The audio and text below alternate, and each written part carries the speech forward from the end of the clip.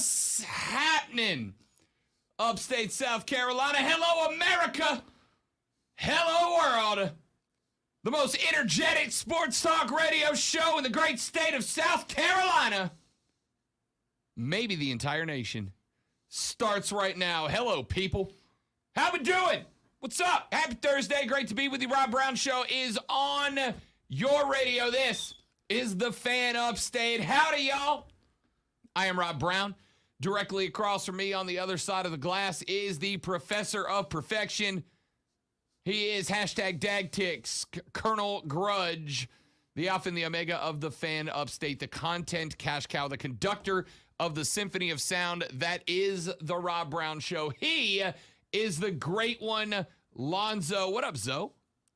So, they put in a new module for your particular microphone. I think you're trying to test it by trying to break it.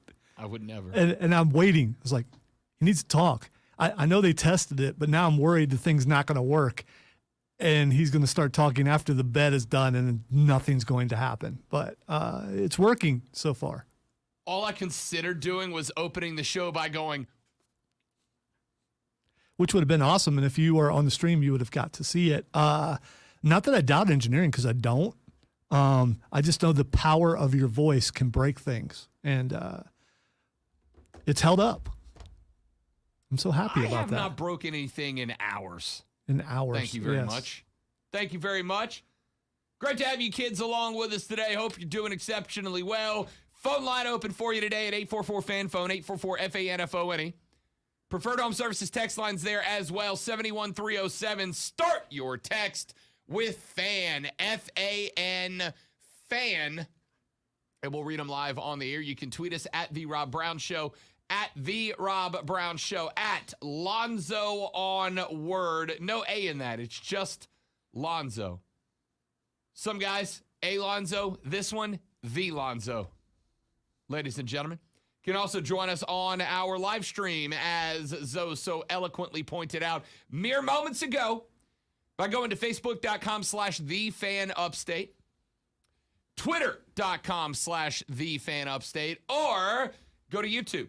Search The Rob Brown Show on YouTube. Find my channel, like and subscribe, and you can watch the show alongside us every day, including coming behind the scenes between breaks. You can interact with Lonzo and I directly without it going on the air, so you can ask us pretty much anything.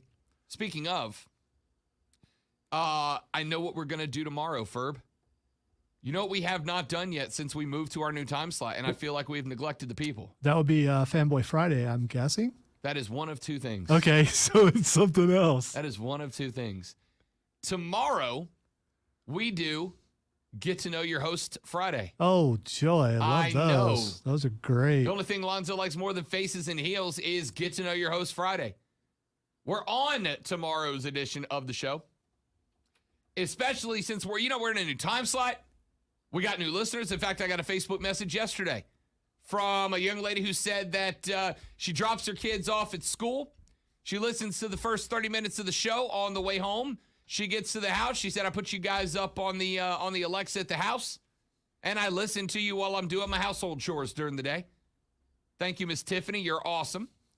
But in our new time slot, we've picked up a bunch of new listeners. We've kept a lot of our old ones, but we've picked up a bunch of new listeners, and with that, we would like to introduce ourselves to you. It's been 3 weeks. I feel like we should get to know each other a little bit. So tomorrow on the show, it's Get to Know Your Host Friday, where you can ask Lonzo and I any question you want. And within FCC codes, regulations, and within the letter of the law, Lonzo and I will answer those questions as openly and honestly as we can. Everything is on the table until you make Lonzo do that thing where he rolls his eyes and closes them at the same time like he just did talking about it. I got to say, I think it's well known by the people who have listened to the show that I hate, abhor, dislike, disdain, whatever, talking about myself. I never, ever talk about myself. So tomorrow will be very uncomfortable. Can't wait. Can't wait, ladies and gentlemen. So tomorrow's edition of the show is a Get to Know Your Host Friday, where you can ask Lonzo and I any question that you want. The only things that are off limits are things that would get us sued and or fired. Or cause discord between us and other people that might be on the station. I'm not saying I won't answer those questions, but I will do it in a diplomatic fashion. The only way we know how, ladies and gentlemen. So make sure you tuned in to tomorrow's show. It is going to be a good one. But before we get to tomorrow's show, you know what we have to do first? Yeah, today's show. Obviously, we got to do today's shows first.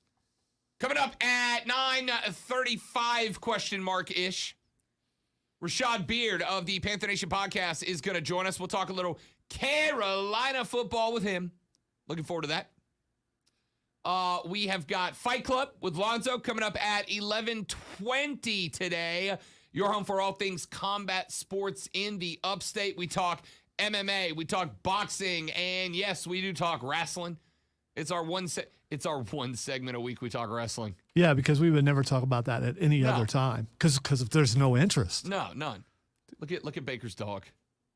Baker's doing an interview on his couch. I saw it. And he's got a big Aussie Shepherd that's dead ass asleep in the background on his back, all four up. Is that actually his house though? I'm assuming so. Because it looks kind of small. So I thought he was at the other dude's house, but it could be his house.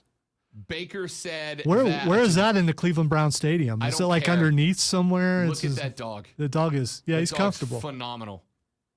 The dog's about to move. Baker, by the way, yesterday said that he has taken the way the Browns have treated him as complete and total disrespect. And I'd like to go on the record and say, Baker, listen very carefully to me, okay? I love you, dude. I'm pulling for you. But you calling what the Browns are doing to you disrespectful is absolutely correct. It's absolutely correct. He's absolutely spot on accurate. It is 100% disrespect. And that's from a dude who 90% of the time when moves like this happen, you're like, hey, look, man, you're trying to get the bag. You're trying to earn the cheddar. You're trying to chase paper. I get it. But the team's doing the same thing. The team's also trying to win more. And while I think that Baker has done a better job than he gets credit for with the Cleveland Browns, a team that had one win the year before he took them, before he took over, and took them to the playoffs, I think Baker's done a good job at Cleveland. But he's had the most wins of any quarterback since Cleveland came back. Yeah, there's been 97 of them in the past 12 years. So there's something to be said for that. What the Browns did is disrespectful, but at the same time, the reality of the National Football League is this. Teams are looking for your replacement, Lonzo, the day you sign the contract, right? The day you sign a contract, that team is looking for the next big thing at your position. And you're expendable, right? That is why I got no problem telling players, chase paper, man. Get paid. Wherever you can get the bag, get the bag. Get rich or die trying, as Fitty once said. Chase paper. Because at the end of the day, 32 of 32 NFL teams will cut you in a second the minute they find somebody better than you at your job. We all like a workplace that we feel valued. We all like a workplace that we feel like we mean something to those that make the decisions. Very few of us are in a spot where if the job can find somebody that is significantly better than you, your job's not immediately at risk. Welcome to the real world. That being said, the problem I have is not that Baker got replaced by a quarterback that the Browns feel will do a better job, and likely will, assuming his off-the-field problems, Deshaun Watson, don't blow up further. We got an update on that coming up later in the show. That's not why this was a disrespectful move. It was a disrespectful move because they told Baker, you're our guy.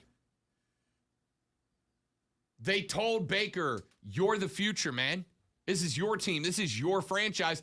And then the second that Deshaun was available, they were like, but yeah, but also no. Like, yeah, but also no. But also we got this guy. We'll talk about that more later on in the show. Hey, Clemson's got a new point guard. How about that? One of the spots that they were most certainly going to need. Clemson starters last year, Nick Honor and Alamir Dawes, both entered the transfer portal. So they needed somebody to run the ball up the court, and they got the guy. Clemson has added Princeton leading scorer Jalen Llewellyn. You don't see Llewellyn as a last name as much as you used to. Llewellyn. There was a Llewellyn Street in our neighborhood. Is there really? Yes. Who's the famous person I'm thinking of with that last name? I'm yeah, not no, crazy, right? no, you're not. I think there is a famous person with that name. Let's see. I'm looking at Playback FM. Llewellyn Thomas. Don't know who that is. All first names Llewellyn. There was somebody famous with a last name Llewellyn. Whatever. Anyway, point guard for Clemson. Jalen Llewellyn is now going to likely be the starting point guard. Played 3 seasons with Princeton. He is an Ivy Leaguer, ladies and gentlemen, a 6'2" point guard from Canada, our home and native land. Selected to the All-Ivy League first team last season, averaged just a tick shy of 16 points a game, 8th in the conference at shooting the three, 38.6% from behind the arc, led the team in scoring the past 2 consecutive seasons, and now mixes it up with the Clemson basketball team, which is good. Needed the point guard after a handful of Brad Brownell's dudes bailed out. And on top of that, with the exception of Carolina, the ACC, I feel like, despite a really good showing in the NCAA tournament, the ACC is not the powerhouse conference that it was 10, 12, 15, 20 years ago, right? You got Carolina. Mike Krzyzewski's out at Duke. We will see how good Duke is without Coach K. Florida State, mid-tier team, right? A team that probably goes to the Final Four if COVID doesn't interrupt that tournament. Florida State had what? 3 NBA lottery picks or 3 NBA first-round picks on that team that year? But they weren't the same this year, right? Wake Forest under Steve Forbes is getting better, but they're not quite there yet. The ACC is a winnable conference for a lot of teams, with the exception of Carolina, who is going to win the conference next year. So this is the spot. And that's part of the reason a lot of people were looking for a change at the head coaching spot, right? Was it just because they were over Brad Brownell, which a lot of people are? But the fact that the ACC is almost going up for grabs. Again, we got to see what Duke looks like sans Coach K. But the ACC is very close to being up for grabs. You got to be making power moves now. Start making power moves now. You got a chance. So this is one for Clemson. We'll talk more about that later on in the show. When we come back here in just a minute, though, I got a question for you baseball fans and some of you that aren't. I'm sitting on the couch yesterday, and I'm watching Cubs Pirates because I'm a masochist. I'm watching Cubs Pirates on MLB Net, and the play-by-play guy goes, we're going to do a live look-in now because Clayton Kershaw is 7 innings deep into a perfect game. 7 innings deep into a perfect game, and he's on 80 pitches, right? That's very solid. Very solid. Pumping out what? 11 and a half pitches an inning and working a perfect game through 7. So I go to the cutout. I flip to the Dodgers game. And as I do, I hear And that'll be it for Clayton Kershaw. Pulled after 7 perfect innings. He'll head to the bullpen, scratch that dugout for the LA Dodgers. His day is over. There have been, and I saw Passan tweet this out after this happened. There have been 220,000 plus Major League Baseball games played throughout history. 220,000 plus games. 220,000. You know how many perfect games have been pitched in the MLB? 23. If you're the Dodgers, you leaving Clayton Kershaw in to chase history? Or do you take the guy who missed a lot of last season due to injury out to save that arm for what looks like a World Series run? We're going to ask that question when we come back here in just a minute. My name is Rob Brown, the great Lonzo with the helmet. You're listening to the South Carolina Broadcasters Association Sports Talk Radio Show of the Air, the Rob Brown Show, right here on the Fan Upstate.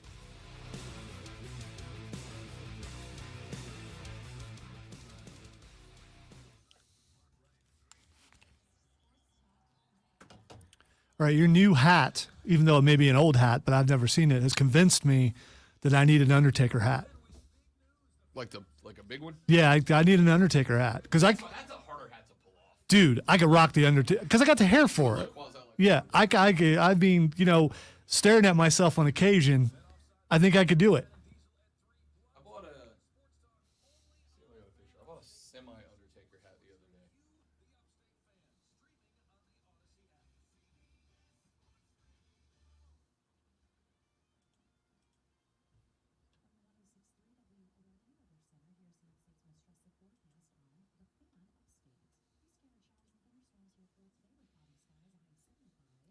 I was gonna say you're gonna miss your restroom time if Yeah, you really. yeah. So I mean, I'll still be here.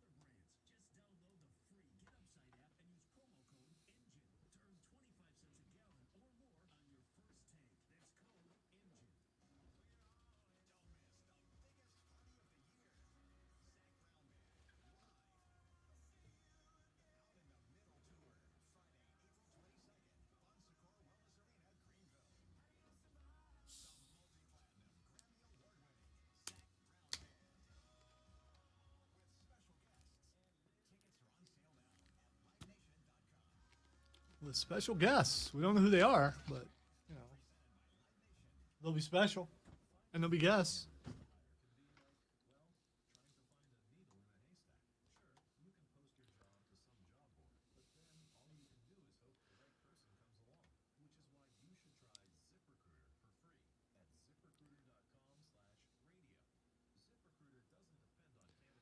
Hi, Lisa.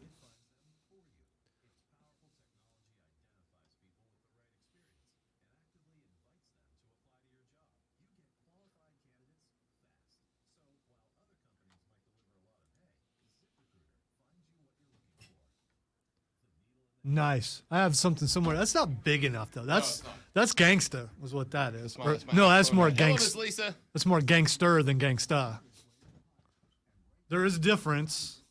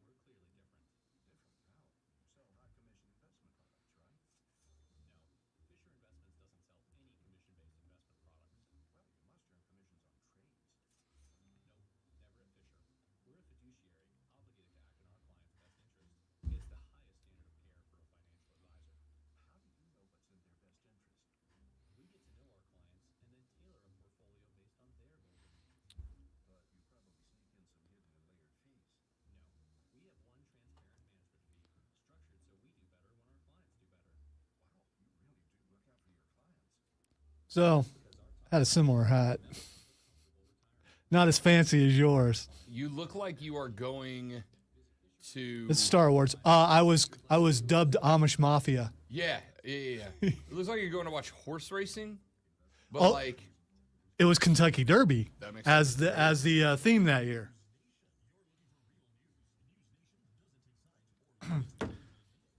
And I was dubbed Amish Mafia because I just looked brooding, and I kind of liked the name, so it works for me.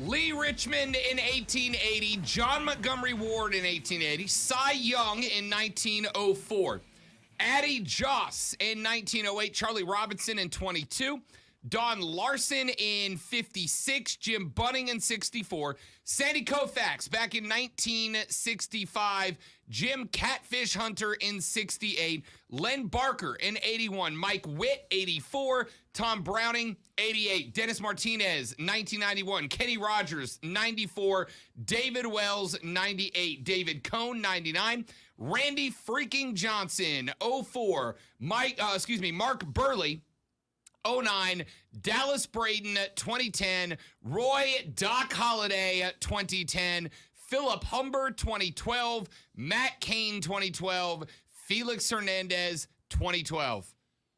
All those names, 23 of them specifically, pitched a perfect game.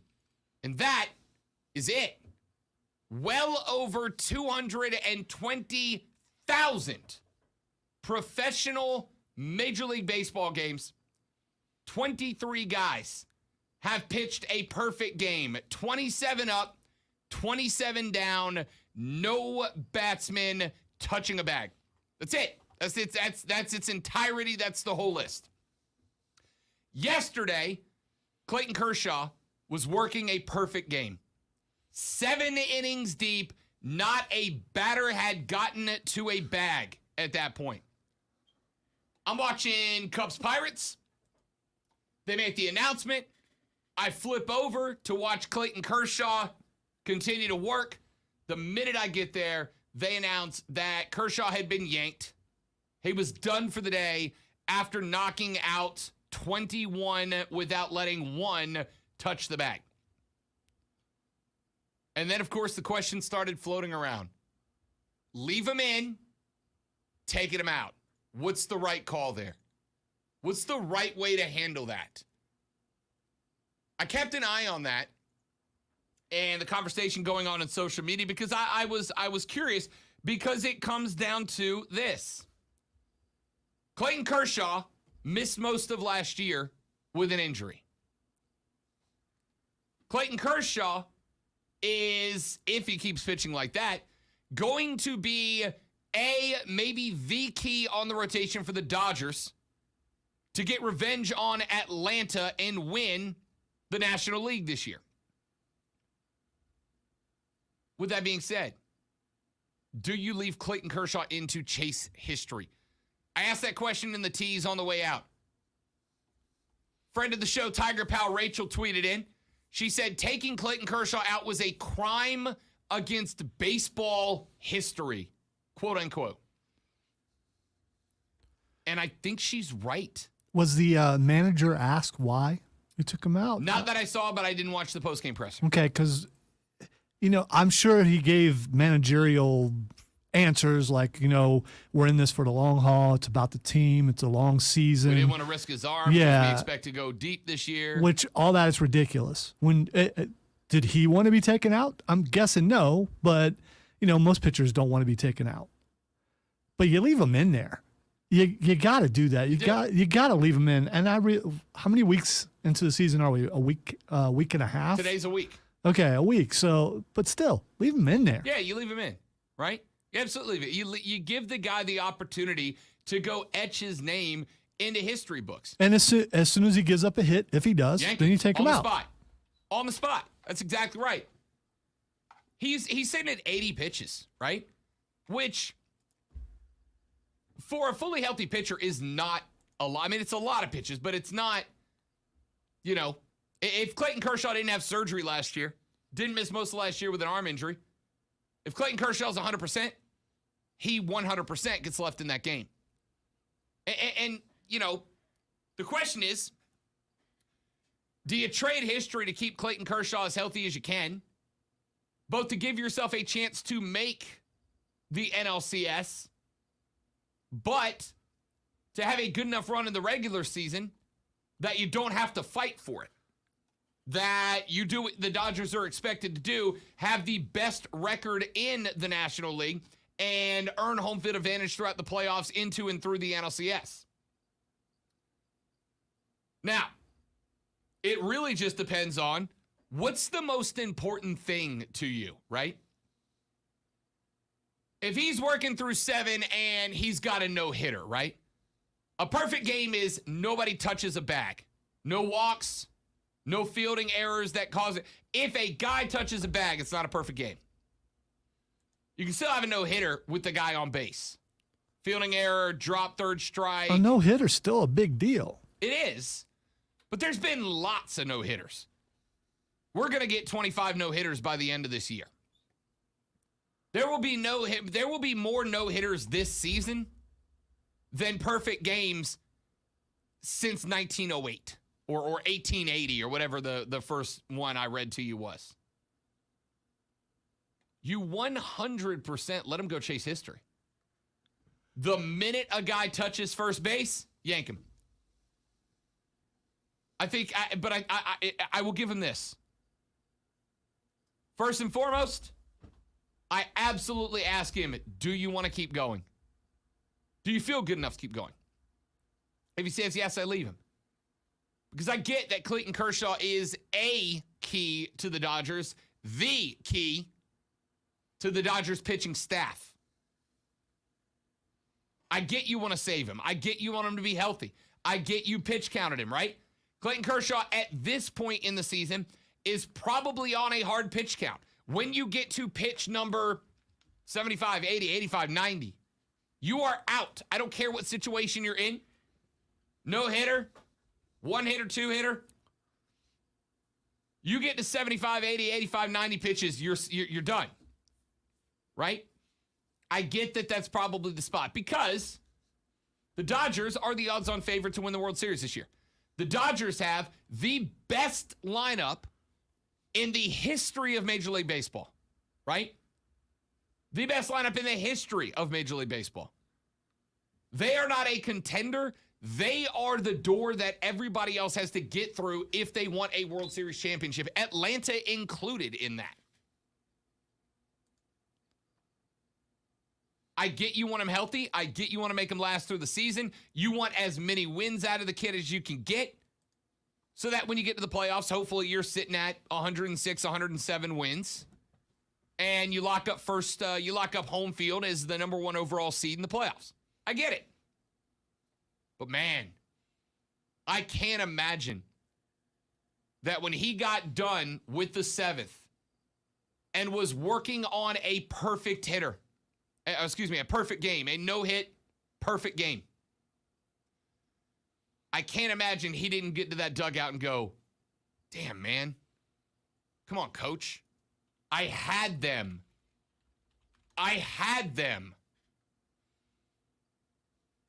Dave Roberts made the call. I get the call. I understand the call. You are a World Series favorite. You want to save your best arm. I 100% understand that.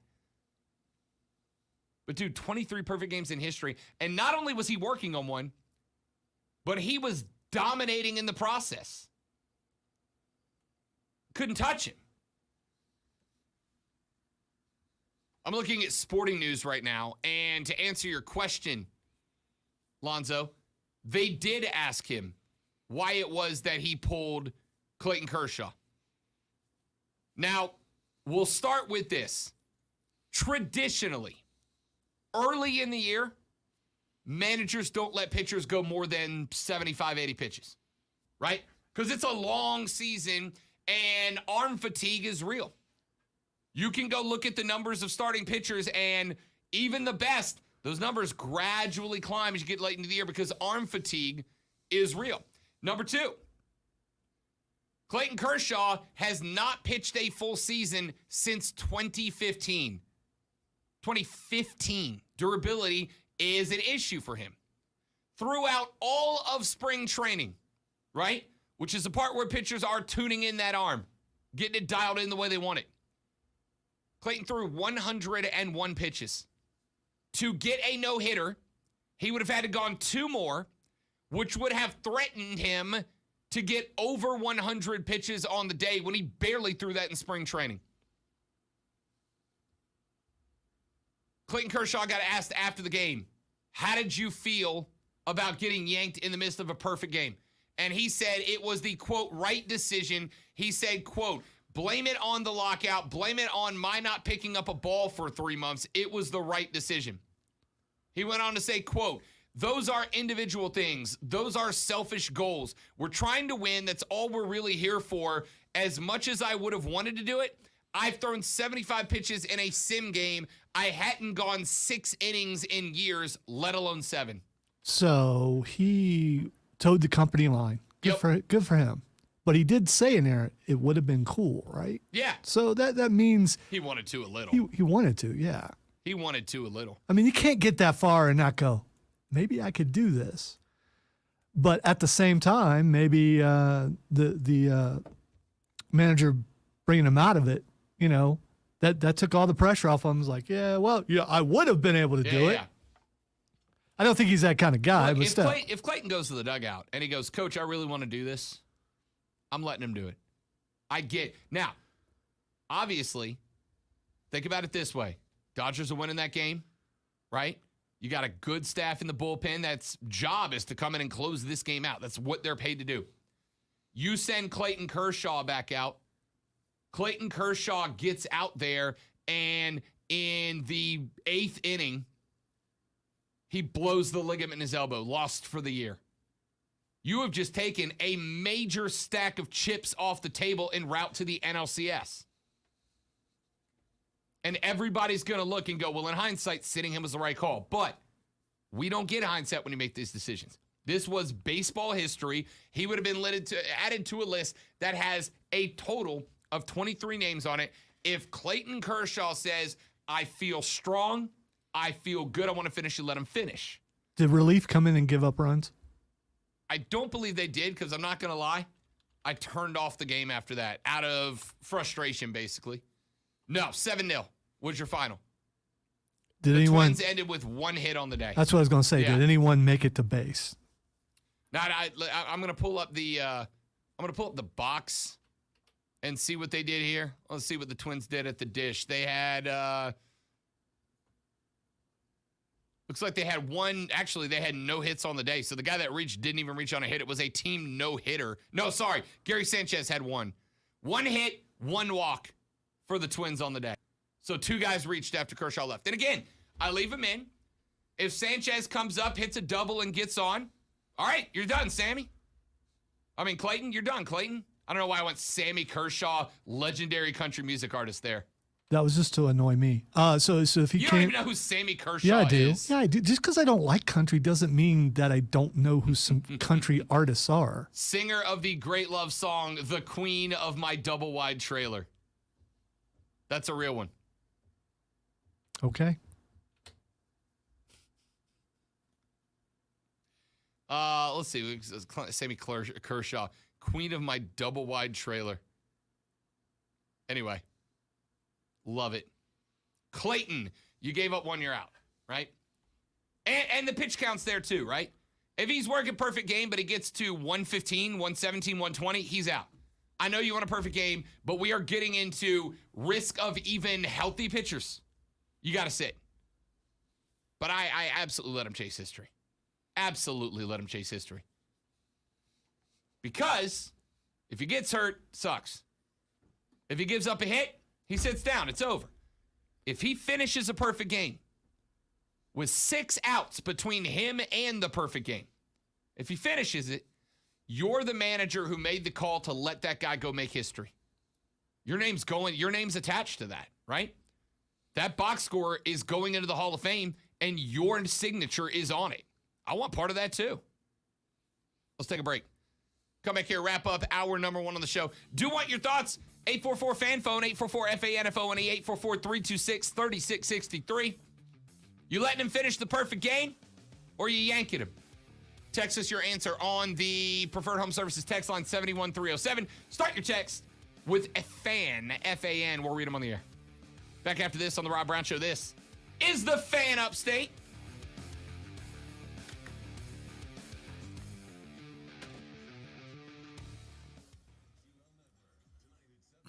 All right, so I've been trying to figure this out, and I can't figure out if you are undercover cop or if you are an informant. I'm leaning towards informant. I feel like I'm not a snitch. It's the hat shirt combo. I feel like I'm an enforcer. If you were on what? I feel like I'm the dude who shows up at your restaurant and drops you with, it'd be a shame if something bad happened to the place. You know, it's a nice place. It'd be a shame if something bad happened to it. So you work for Tony D'Angelo. The boss needs his protection money, you know?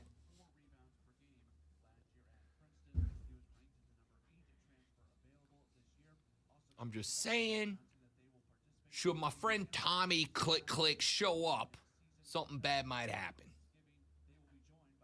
All right, everything you've just done doesn't persuade me otherwise, because that's exactly what an informant would do. They would do all that stuff all the time. They're wired. You could be wired right now. I don't know. You can check me, boss. You can check me. You know I wouldn't do that to you. I think wires now might be done internally. Brandon says 0.01%. Is it even that high? I'm bad at math, Brandon, but I don't even know if it's that high of a percent.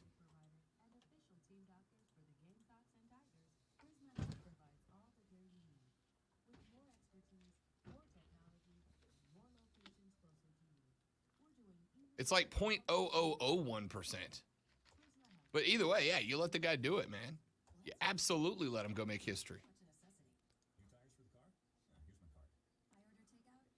Never rat out your friends and keep your mouth shut. They're not friends, Seb. It's my family. Vince Diesel, if he was a gangster. Vince Diesel. Vince Diesel. That would be his name, too. Vince Diesel. Vince Diesel. That's my gangster name, Vince Diesel. I think the name Diesel has already been taken on the station, so, you know. Yeah. Let him say something to me outside. If that's really his name. If that's your real name, I don't know. Stinky rat. You filthy rat. I missed that promo. Someone completely deleted it. So, Ooh. Yeah, that was a good promo. Concrete shoes. Or maybe he was told to remove it. Never know.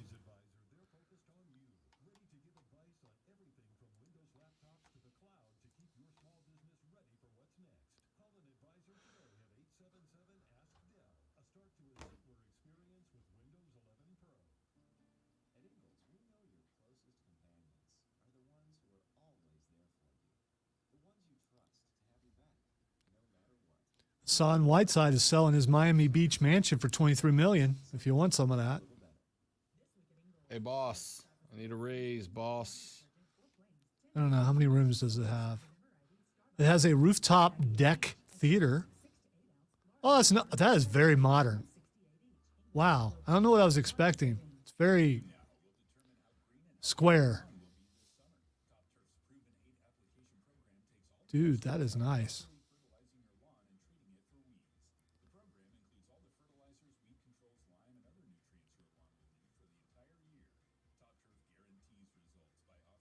Sets off Biscayne. How do you say that?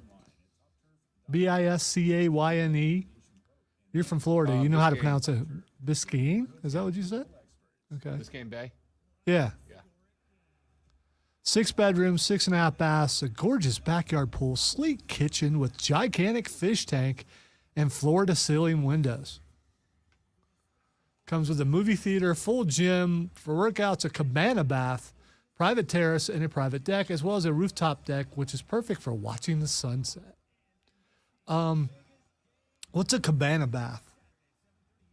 A cabana is like a outside. Y'all would call it something different, I think. A pergola. I don't know what that is. A gazebo. Yeah. But it's usually by a pool. So a cabana bath would be like a bathtub in a gazebo. Probably like a hot tub or like a jacuzzi setup. All right, this is a risk, but I'm going to look up cabana bath.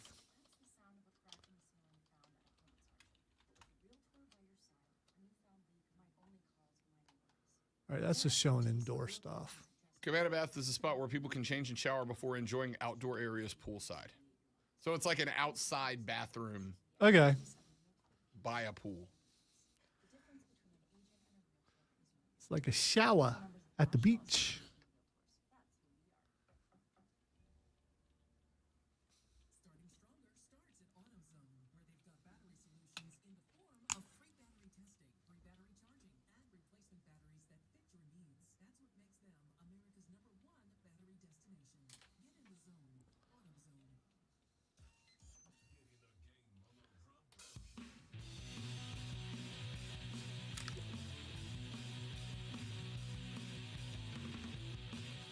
Yesterday, we told you about the USFL, some of the tech that they're trying, including chips in the football to measure first downs, potentially highlighting the football on television so that it's more easy to follow, et cetera, et cetera.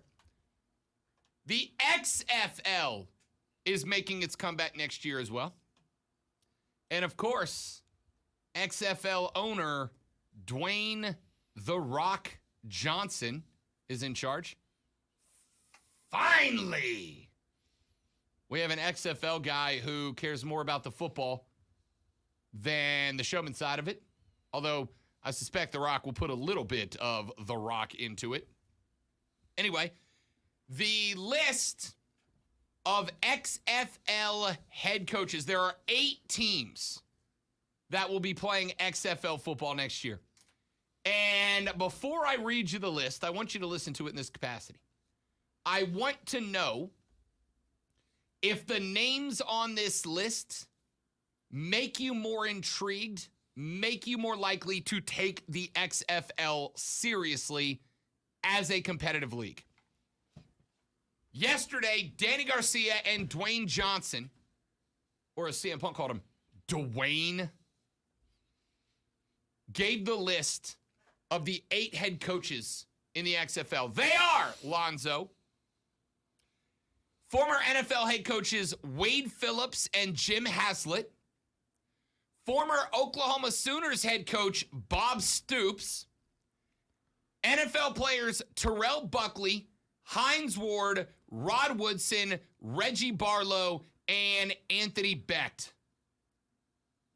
Knowing that you have 2 former NFL head coaches, a Hall of Fame college football coach, and 5 former and not ridiculously old NFL players as head coaches in the XFL, also run by Dwayne "The Rock" Johnson, who everything Dwayne does, he puts everything into it, including that Tooth Fairy movie he made. No, Dwayne, we did not forget.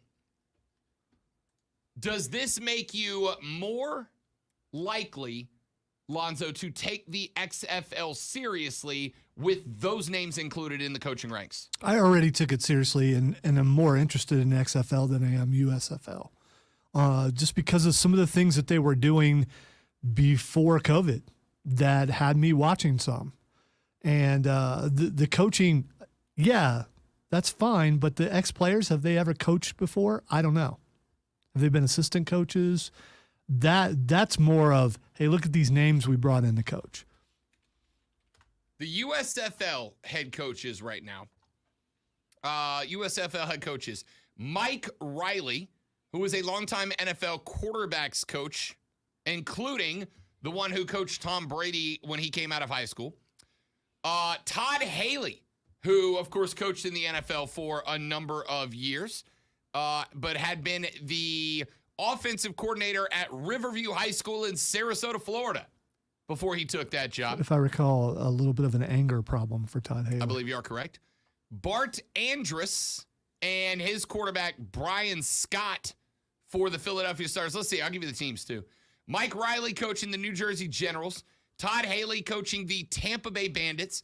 Bart Andrus is coaching the Philadelphia Stars. He's a former NFL quarterback coach.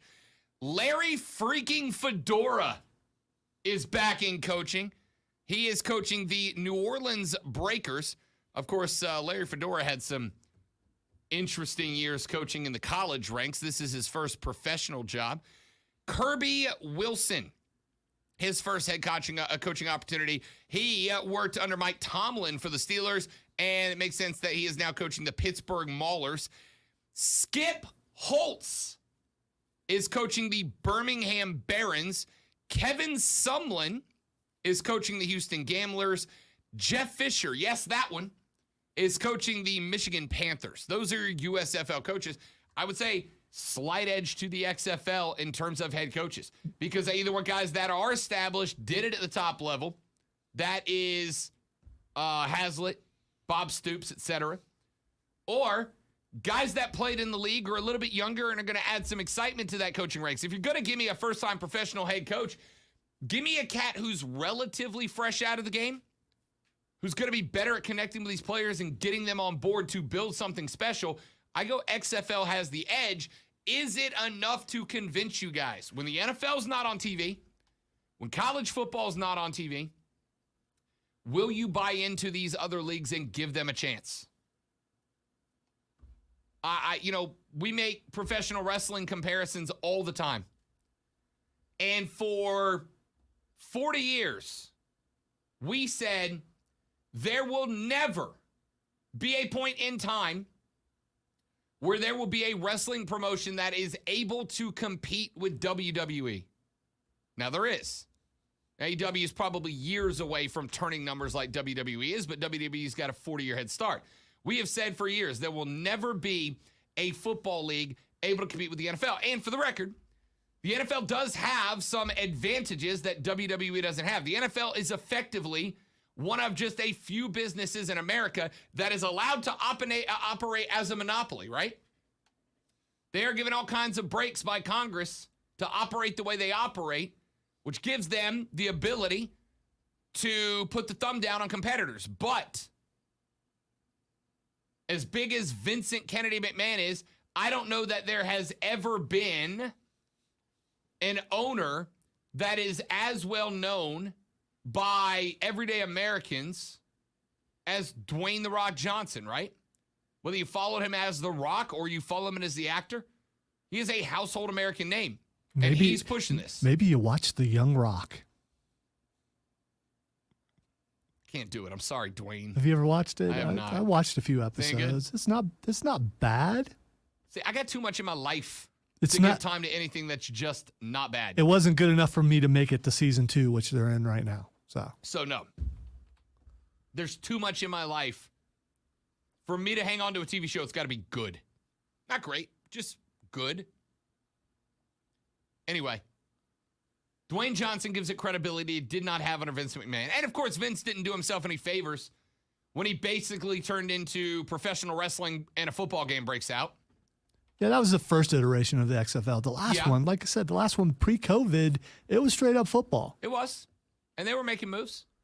They were making moves, no doubt about it. But again, I still don't know that it had the credibility that it would have needed to catch on with, like, super casual fans, right?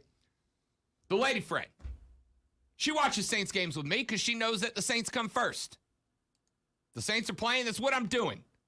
Don't schedule nothing else. Tell your mom I'll see her next Sunday. Saints are playing at noon. We're going to watch that. And if I'm watching, she's watching. She watches the playoffs with me, and, of course, we watch the Super Bowl together. But if I am not home on a Sunday, like she might have the game on in the background, she'll watch the Saints without me just to know what I'm going to talk about when I get home because I'm that guy. But she's a casual fan. If Dwayne "The Rock" Johnson is running it and bringing some entertainment value along with actual football, she's more inclined to watch it. Is that enough to get audiences that can grow the XFL into again, I don't think they'll ever threaten the National Football League, but into a credible spring football league.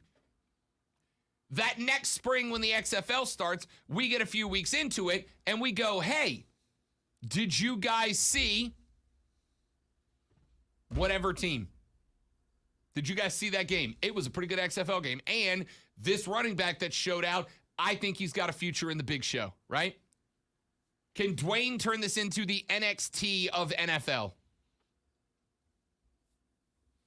He's got the credibility Vince didn't have. He's got a following. And now he's got a really impressive list of 8 coaches. Bob Stoops is instant credibility. If you're a college football fan who followed the saga of Big Game Bob over his career, you might tune in to check it out, right? Then if he puts a pretty good team on the field, you're interested. You're a big Steelers guy, you might check out to see what Hines Ward looks like. Because again, these guys are also potentially earning jobs to coach at the next level. Does this list of coaches increase the credibility of the XFL for you? Let's take a break. We'll come back here in just a minute. Get to hour number 2. Got plenty more to get into and talk about. Deshaun Watson civil case update. I got that for you. I've been teasing it a couple of days, but we were waiting on some details to drop. They did. Talk about Baker saying he feels disrespected and set up South Carolina. Spring game for the Gamecocks this Saturday. What do we expect to see? Tell you all that next on The Rob Brown Show. This is the Fan Upstate.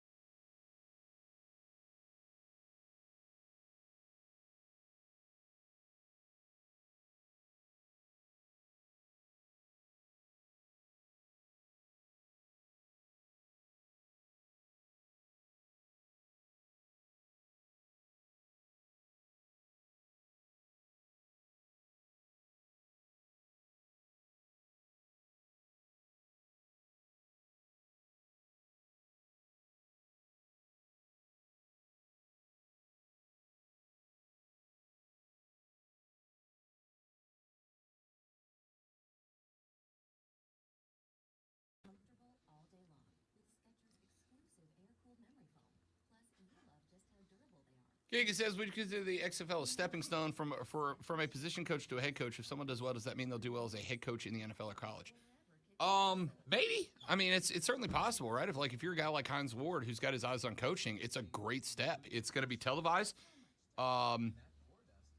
You've got, I mean, I can't imagine The Rock signs off on this if he doesn't see there's resources in it. And as Tommy just popped in and said, The Rock is the biggest star in the world. If he puts on XFL, I think a lot more people watch. Yeah, like I said, I mean, if The Rock brings his entertainment angle to it, but still lets it be football, right? That was the key to the old XFL was Vince leaned so heavy on let's entertain people that it got away from being football. And I think it turned a lot of football fans off, and there weren't enough fans of Vince's style of entertainment to subsist, right?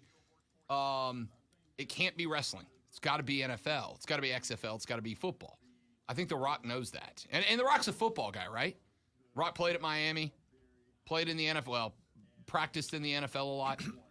He's a football guy. I think he'll make it football enough, but then like I said, you have The Rock bring the entertainment aspect of it to football, and you get people like Courtney, she loves football, college. She watches the NFL with me and because of me, but she's far more likely to watch if there's some level of entertainment to go along with it. And I think The Rock knows that.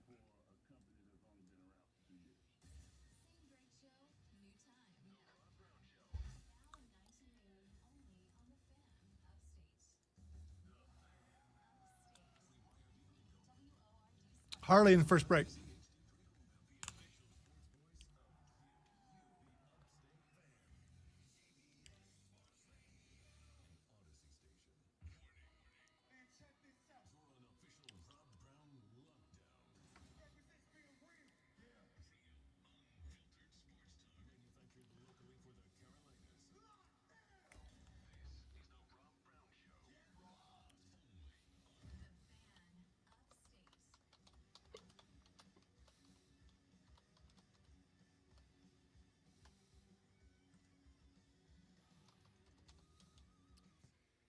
Hour number 2 of the Rob Brown Show goes now. This is the Fan Upstate. What up? Upstate South Carolina. Hello, America. Hello, world. We got folks watching the live stream from Destin, Florida. My man Tommy popping into the chat. What's up, big dog? Miss you, buddy. I know we had somebody last week watching from Germany. Old friend of mine from Eglin Air Force Base stationed in, I think, Hamburg was watching. The Facebook stream's fun, man. Go to facebook.com/thefanupstate, twitter.com/thefanupstate, or check us out on YouTube by searching The Rob Brown Show. Like and subscribe to my YouTube channel.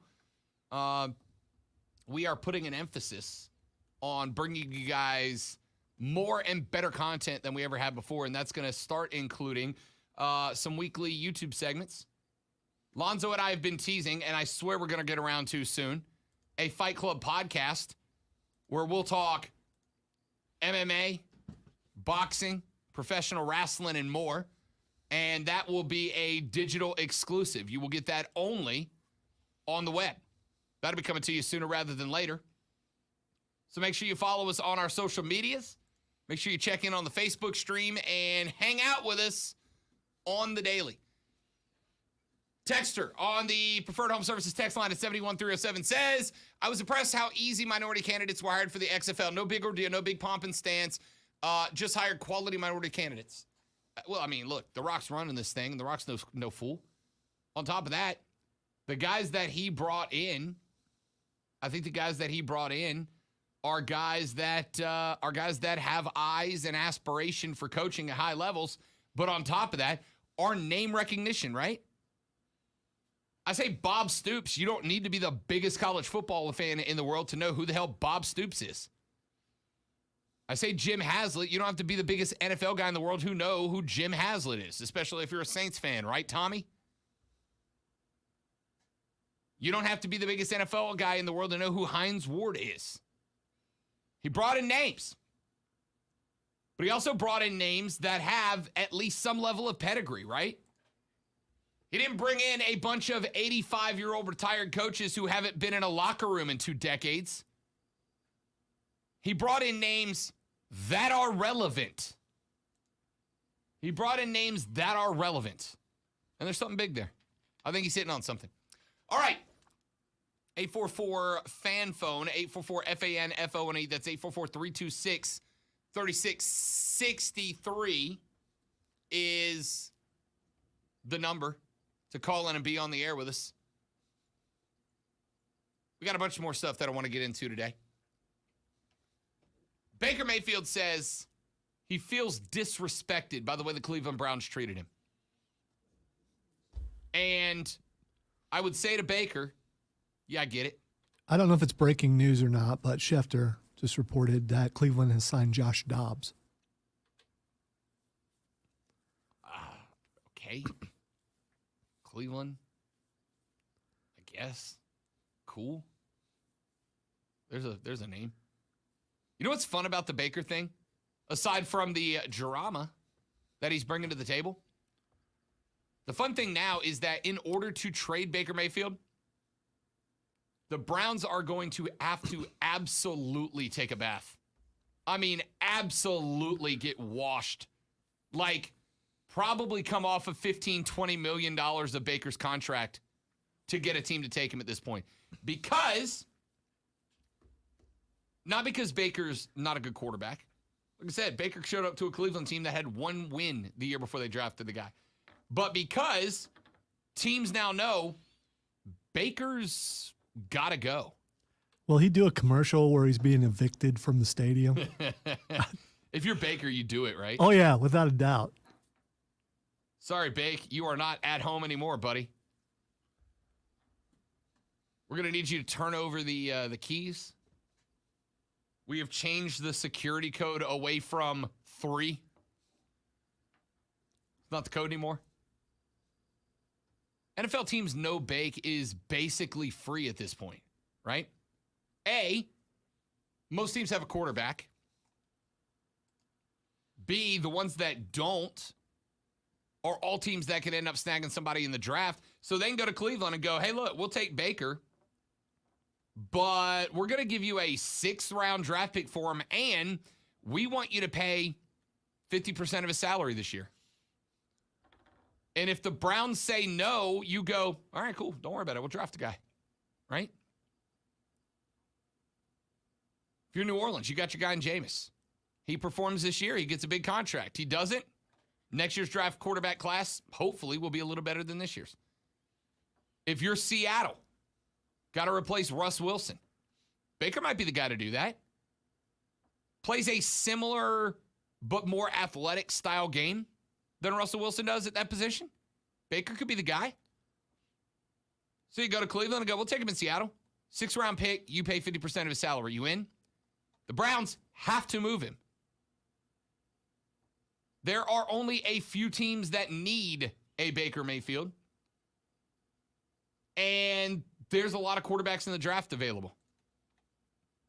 At least one of which I think is going to drop down to 2021, right? Kenny Pickett, Matt Corral, Malik Willis. I mean, I think some of those guys are going to be coming off the board here. I think some of those guys are coming off the board here. I think some of them will be dropping down just a little bit. I have no doubt. Bake's going to be almost free. I would absolutely feel like the Carolina Panthers, the Cleveland Browns have disrespected Baker, not by getting Deshaun Watson. Because as I've told Baker, I called him the other day, texted him, Baker, it's your boy RB.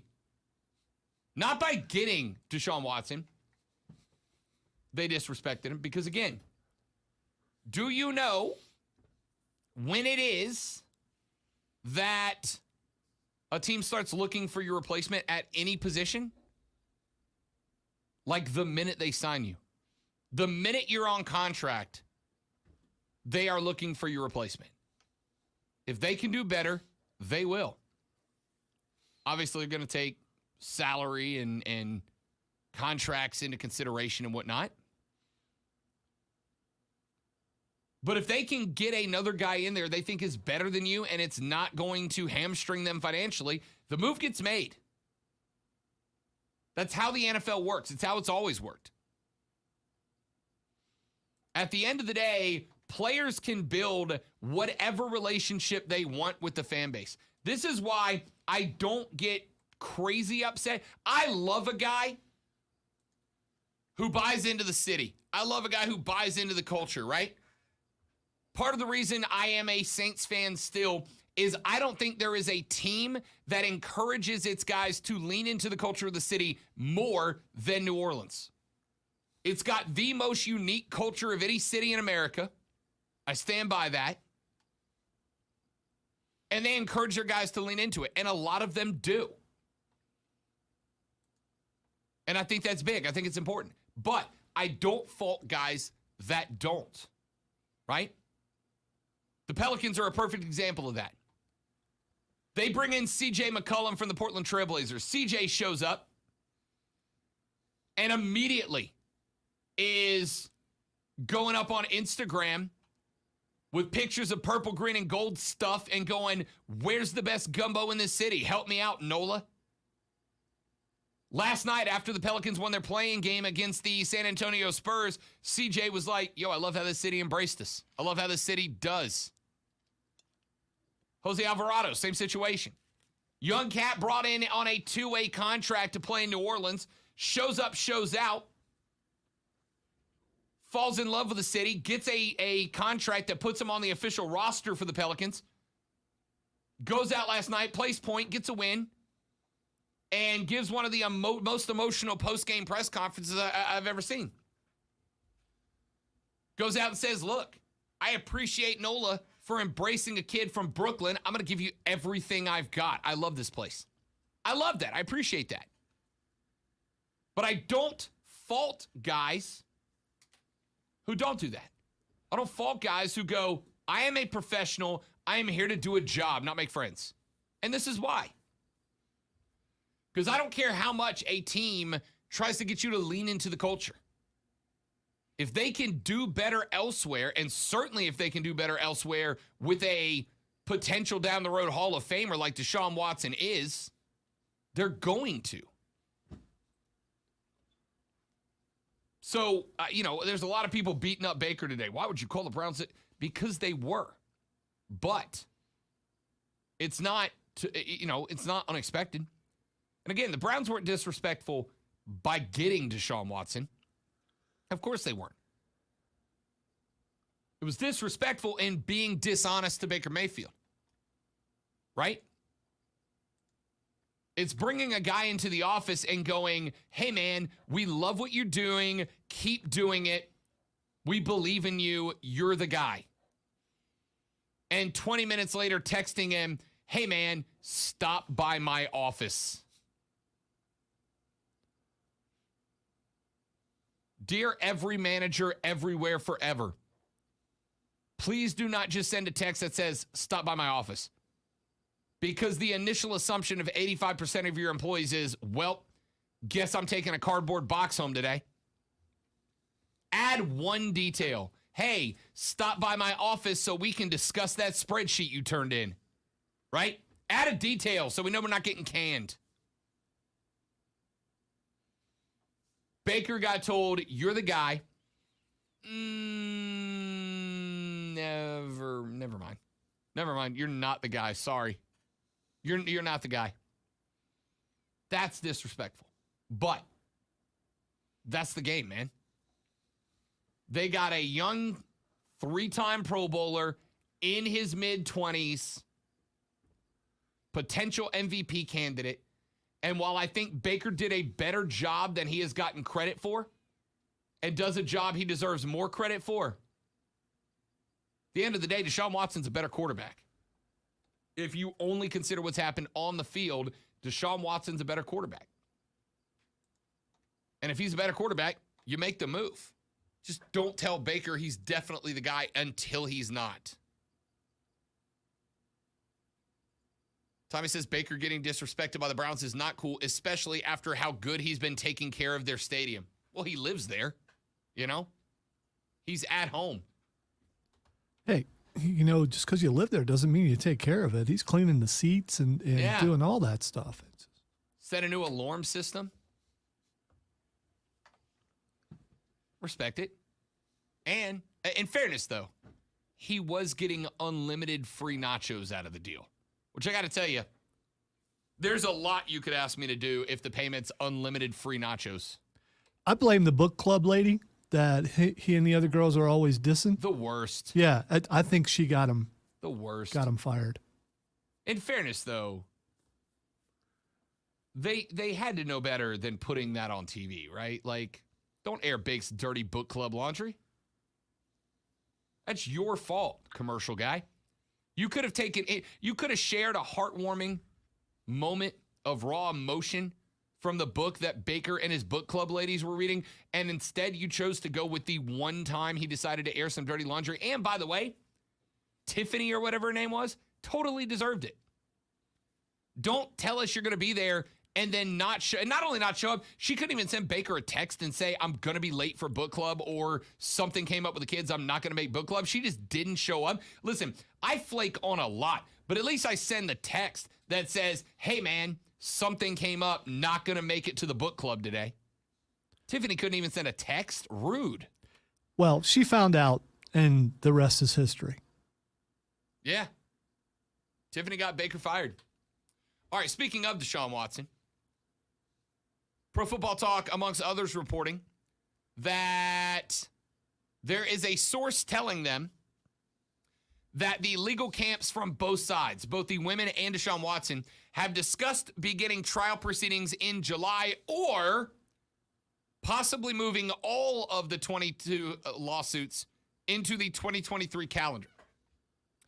According to Charles Robinson, who covers the NFL for Yahoo Sports, the source said Rusty Hardin, who represents Watson, and Tony Busby, who represents the 22 plaintiffs in the suits, have had exchanges about getting as many of the lawsuits into a courtroom prior to a mutually constructed moratorium on trying cases, which is slated to pause legal proceedings from August 1st, 2022 to March 1st, 2023. Robinson does say that scheduling roadblocks could be issues for both attorneys and may force all of the litigation into next year. Robinson reports the source told him that, quote, the real difficulty will be scheduling any trials that can be completed before August 1st, and, quote, Hardin and Busby previously agreed on the moratorium for litigation, which will remove Watson from having to travel for legal proceedings during the entire 2022 NFL season, but also presents the possibility that a league sanction could be delayed until the 2023 season, which would be hilarious, because remember, the Browns negotiated that contract with a base salary of $46 million in 2023, which would translate into more than $2.7 million per game if the suspension from the NFL does happen next year. The Browns reset everything so that Deshaun would only lose out on about a total of $1 million if he was suspended this year. So it is a little bit weird to me that Deshaun's legal counsel would agree to that they would agree to moving all of the litigation to next year. Because if that litigation happens and what is brought to light gets Roger Goodell to bring the banhammer down on Deshaun Watson for the 23 season, he loses out on more money in a single game than he will from being suspended for the entire season this year. I don't know why he wouldn't just get it out of the way, right? Just get it out of the way. You come in, you play a season, you prove yourself again before you are, Yeah, but if and granted, this broke after the contract was negotiated with the Browns. But if you're going to do it, don't you negotiate to take I'll take my $46 million in year one, $1 million in year two, and then the other $197 million in the last 4 years. Or 5 years, whatever it is. I don't know. It's just, it's weird. The whole thing's weird. However, Robinson does add this line at the end of his column on Yahoo Sports. He said, quote, As it stands, both sides continue to contend an intent to take the cases into court rather than engage in further settlement talks. That's a big line. The scheduling is interesting, but that is more interesting to me. The fact that Deshaun and his attorney apparently have hit the point where they would rather go to court than to settle.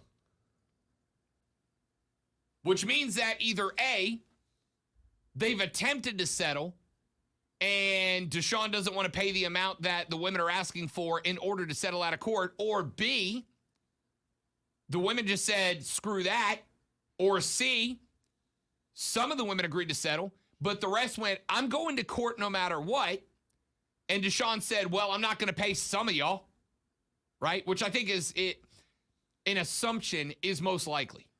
Yeah, but he said all along that he's innocent and he's willing to go to court. Sure. So maybe that's really what it is. Sure.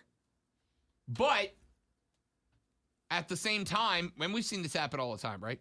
There comes a point where legal entanglement and the amount that you might have to pay to defend yourself in a civil court becomes more than what you'd have to pay to settle. There's a lot of attorneys who terrible people who make their money that way. They go, we're going to sue them for $1 million. Then we're going to push them through this lengthy court case, and we're going to settle for $20,000. Because if you're Corporation X and you have the option of facing a civil litigation, paying attorneys hundreds of thousands of dollars to defend you in a high-profile court case, or just cutting somebody a check for $20K and walking away, it might be the cheaper option to cut the check and walk. So I don't know what this means for Deshaun.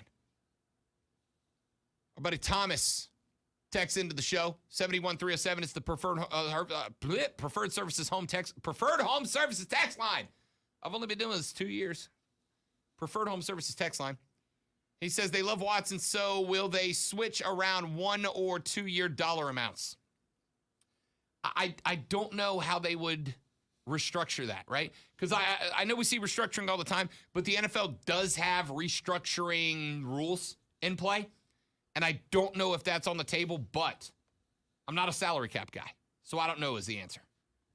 Let's take a break. We'll come back here in just a minute. We got plenty more to get into. South Carolina spring game is this weekend. What do I expect to see? I'll break that down for you coming up.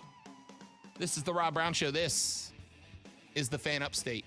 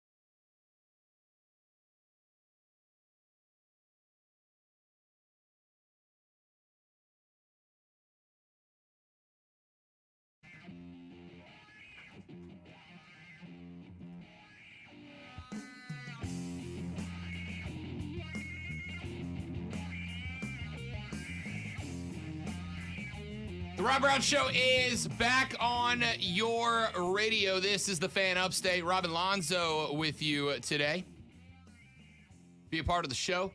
844-FAN phone, 844-FANFONE.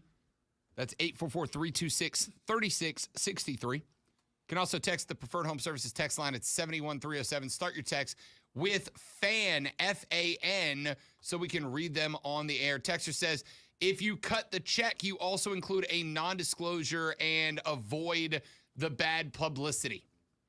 And that is, that's accurate, right? And that was another part of the reason that I was intrigued to see if Deshaun might settle. But again, I think for Deshaun, and again, I'm not a legal mind, but I have spoken to people who are.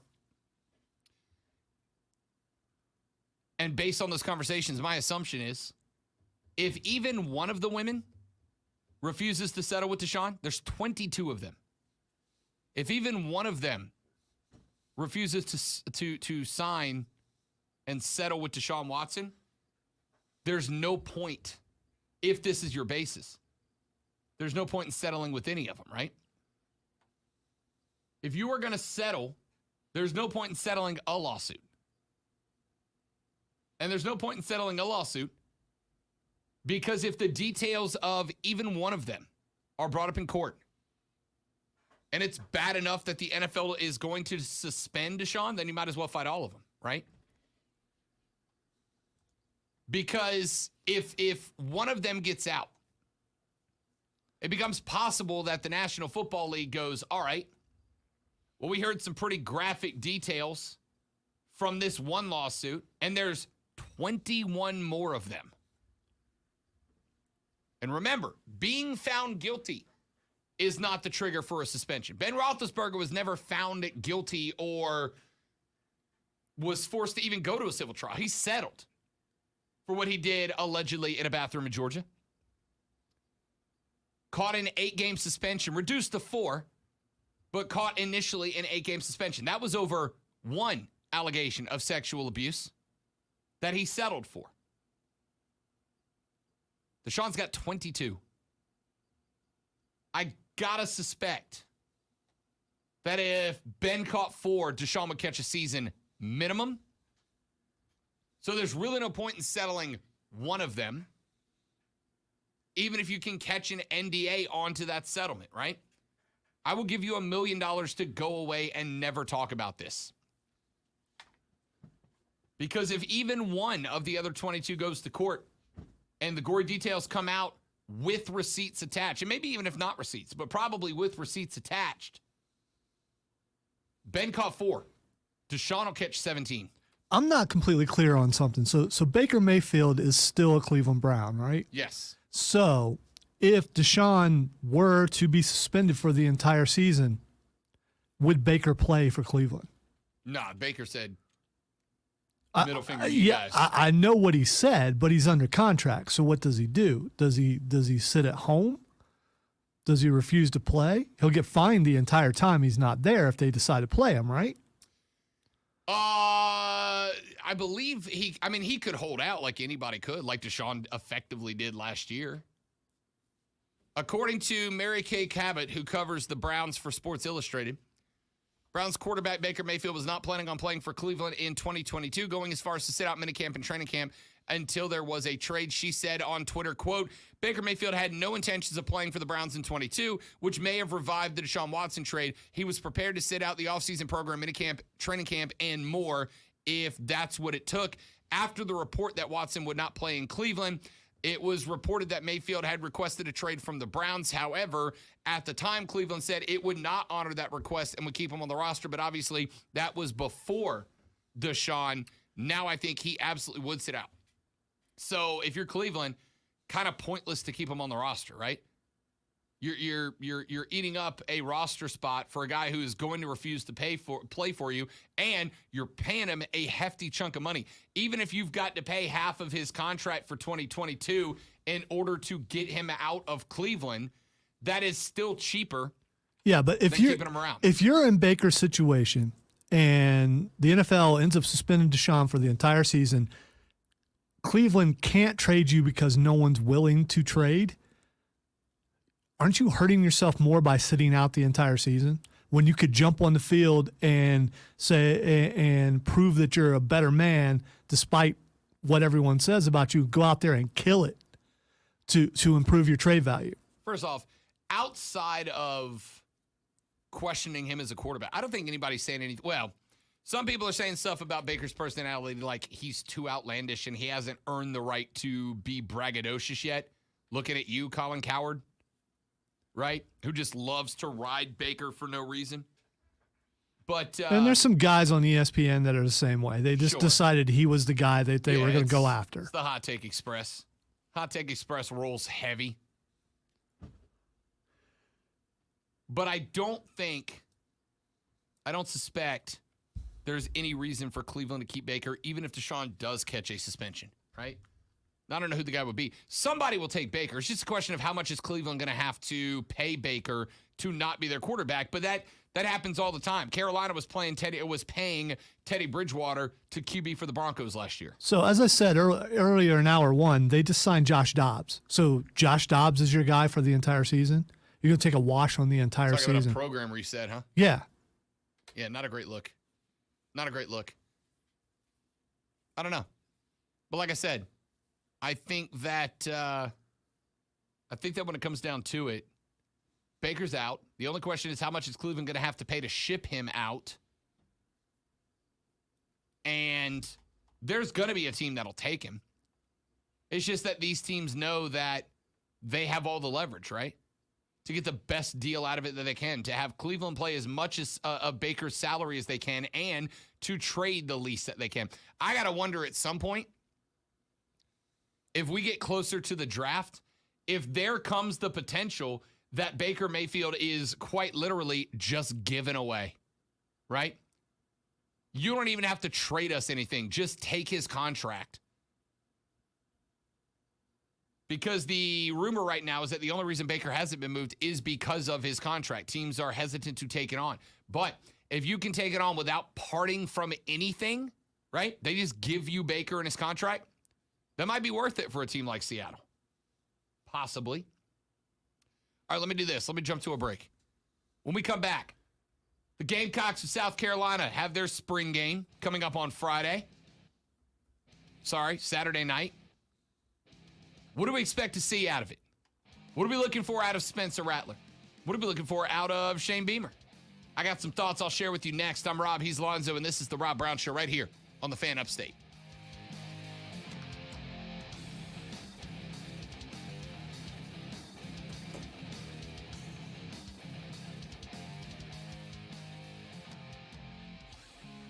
Hey, Sean, welcome in, fella. Good to have you, buddy. Appreciate you coming by.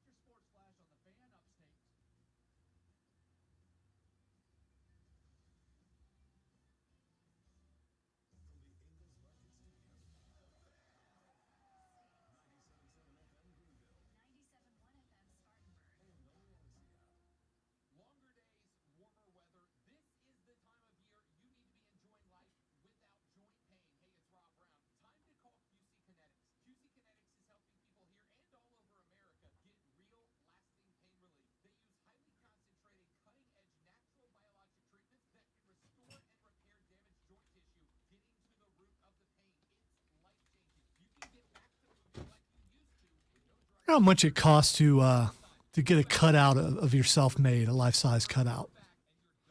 We should find out. Because I would just like to get a cutout of me made and just put in certain corners of the building, just so it freaks people out when they walk around the corner.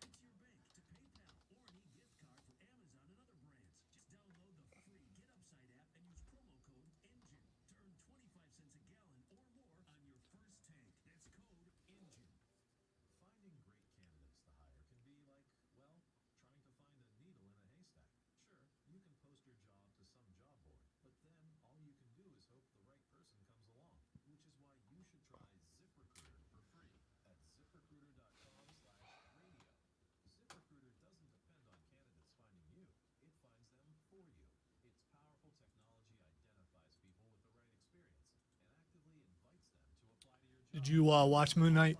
Not yet. Okay. I was going to last night, but ended up going to play trivia. How'd you do? Our team came in first, but a three-way tie for first. And then we lost in the tiebreaker. It was like a speed round or something? No, it's a one-question trivia off with a numerical value closest to the correct number wins. And the question was, one of the questions in the game was, name one of the two types of dairy cow named after islands in the English Channel. Wow. Right. And one of the guys on our team is a vet, and he knew both of them. Okay, So we got helps. that right, and that put us into first, but one other team got it too. I was going to ask you if you knew that. I did not. Yeah. It's one like, was Jersey, and the other was Guernsey, I think. Okay, all right. And then the bonus question was, what is the record amount of American dollars paid to buy a dairy cow? Closest to the correct number wins. Take a stab at it. So it's any year? Is this a record, complete record? Most money paid for a dairy cow. What's the amount? $3,200. The correct answer was $1.25 million. Okay, that's ridiculous. My guy guessed $8 million, and the winner guessed like $150,000, and he won. Even though You it was didn't way go over. Well, no, it's not over. It's just closest to the number, Okay, all top right, or yeah. bottom. Yeah, that does make sense. I did win one a couple weeks ago because the question was, on average, in miles, what is the distance from the Earth to the moon?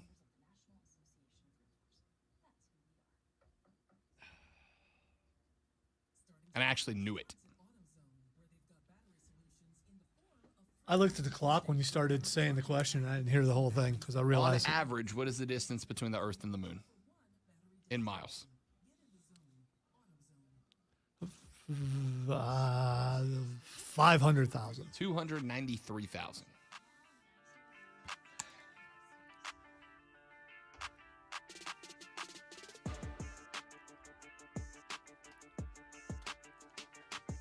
South Carolina has their spring game coming up on Saturday evening. So, what do we expect to see out of it?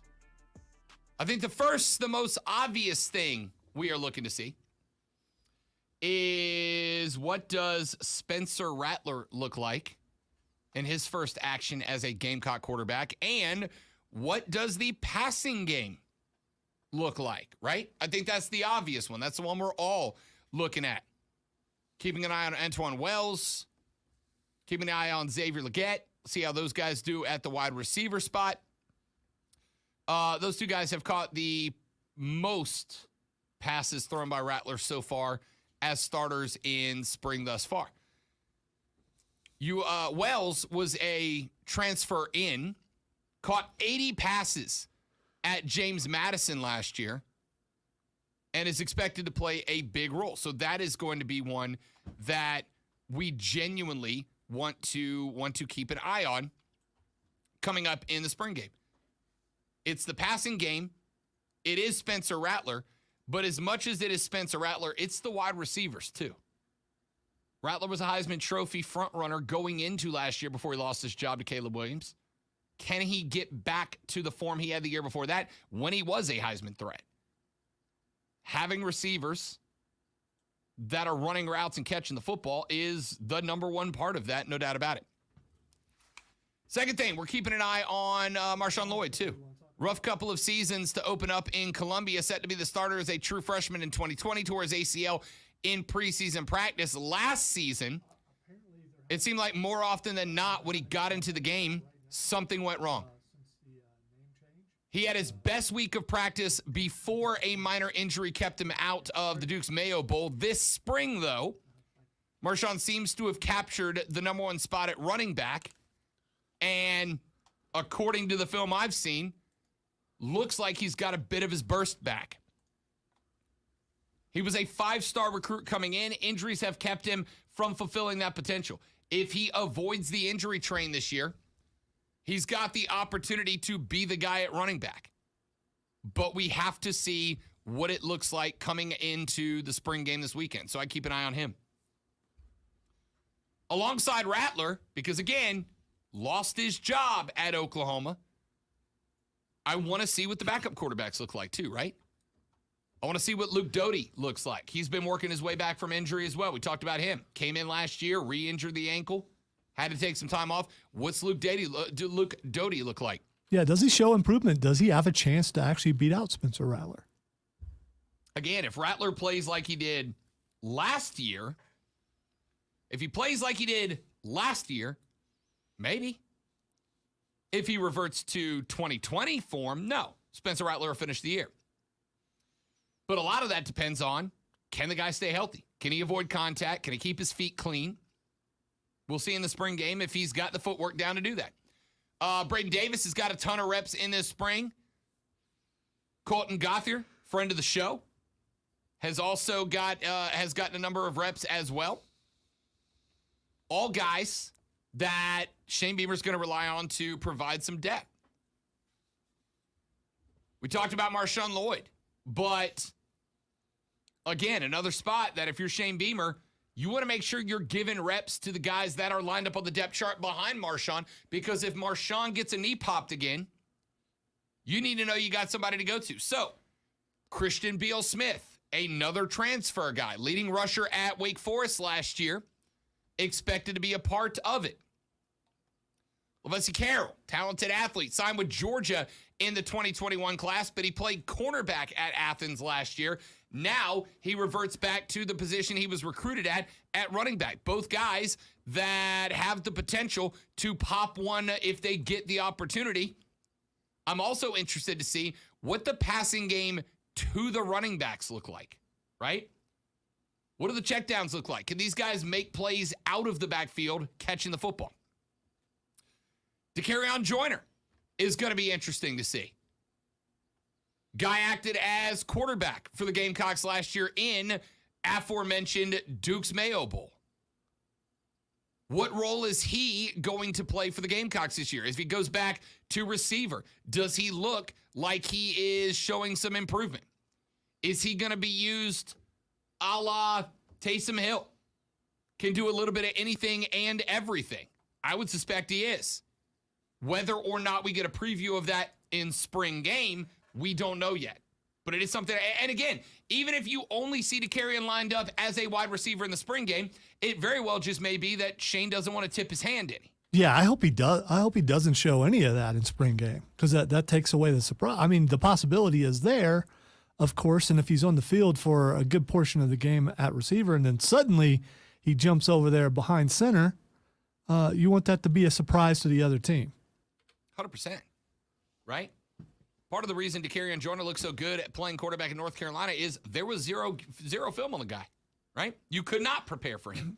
There was a whole lot of, wait a minute. Yeah, you can't prepare for that. Obviously, keeping an eye on what the defense looks like, but here's what I'll tell South Carolina fans. Said this about Clemson last week. Clemson's defense is going to be fine. We know that, right? They lost some names, we know. Are they, though? Because the biggest name they lost was the coach. True. I mean, his guys are still there, but did you lose some intensity? Did you lose? You're right. Let's rephrase it. Talent on paper says Clemson's defense will be okay. You're right. Talent on paper says Clemson defense is going to be fine. South Carolina, I'm intrigued by, right? And again, the warning I gave Clemson fans, I'll give it to you South Carolina fans as well. Do not expect to see a lot out of your defense in the spring game. The spring game is where the offense shines. Your defense is not going to throw a ton of wrinkles into it. You may see the occasional interesting blitz scheme just to try it out, but for the most part, you're going to see a very vanilla South Carolina defense. What I do want to see is, are they down with the fundamentals? Is their spacing good? Are their assignments executed well? They drop into zone coverage. Are they covering the right spaces? In man, are they jamming wide receivers? Are they keeping them from getting comfortable in their routes? Those are the spots I'm looking at defensively. Can you just play well? One other thing I'm really intrigued by. I want to see what the fan turnout looks like, right? That was one of the big things about Shane Beamer in year number 1. It energized the fan base. We felt it, right? We felt it. Gamecock fans talked about us. Scratch that. Talked to us about them more that year than they did the year before. There's no doubt about that. The year before, the few Gamecocks calls we got were being and moaning about Will Muschamp. When Shane got there was a bit of excitement. We took more calls. We took more texts. People seemed excited about it. Into the season, after a couple of wins, especially after like that Florida win, right? After the Florida win last year, that next Monday and Tuesday on the show, we got a lot of interest, got a lot of discussion from Gamecocks fans. But then they got waxed by Clemson 30-0 to end the year. I was at that game. I was walking into that stadium, and Gamecocks fans were like, that's it. We got him. We're playing well. Coach has got us up. And that stadium was freaking rocking till it was about 24-0. But Gamecocks fans were pumped. Is that energy still there despite a 30-0 beatdown to end the year at the rival? If it is, that's good signs for the Gamecocks. Helps with recruiting, right? You're going to have recruits on the sideline watching the spring game. Give it a big game feel. You're going to do great. Clemson's attendance was pretty good at the spring game, but there was a lot going on. It was Masters Sunday, the NCAA tournament. There's a lot going on that Sunday. So, will South Carolina's turnout be something that inspires the next generation of recruits? Or is it just going to look like an old spring game that nobody shows up at? This, Gamecock fans, is where you have a say in the direction of the program. Your thoughts are welcome. 844-FANFONE, FANFONE. Text us on the Preferred Home Services text line at 71307. We got 1 hour left. We hit it running when we come back on the Rob Brown Show. This is the Fan Upstate.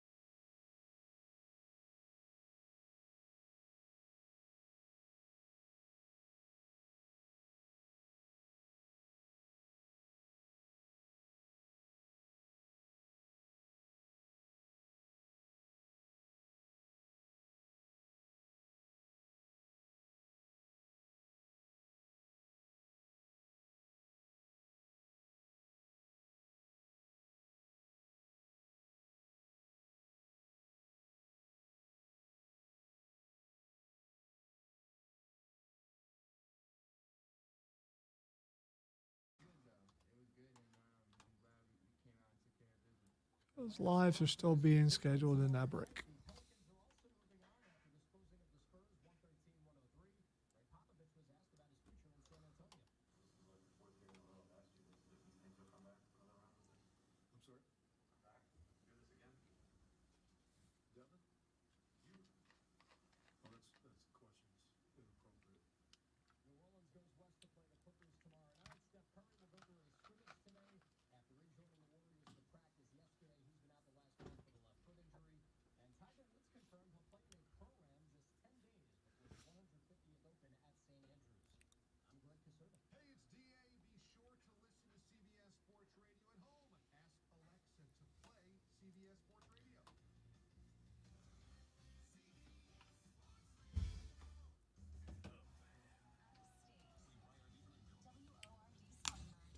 Prisma in the first break. Outstanding.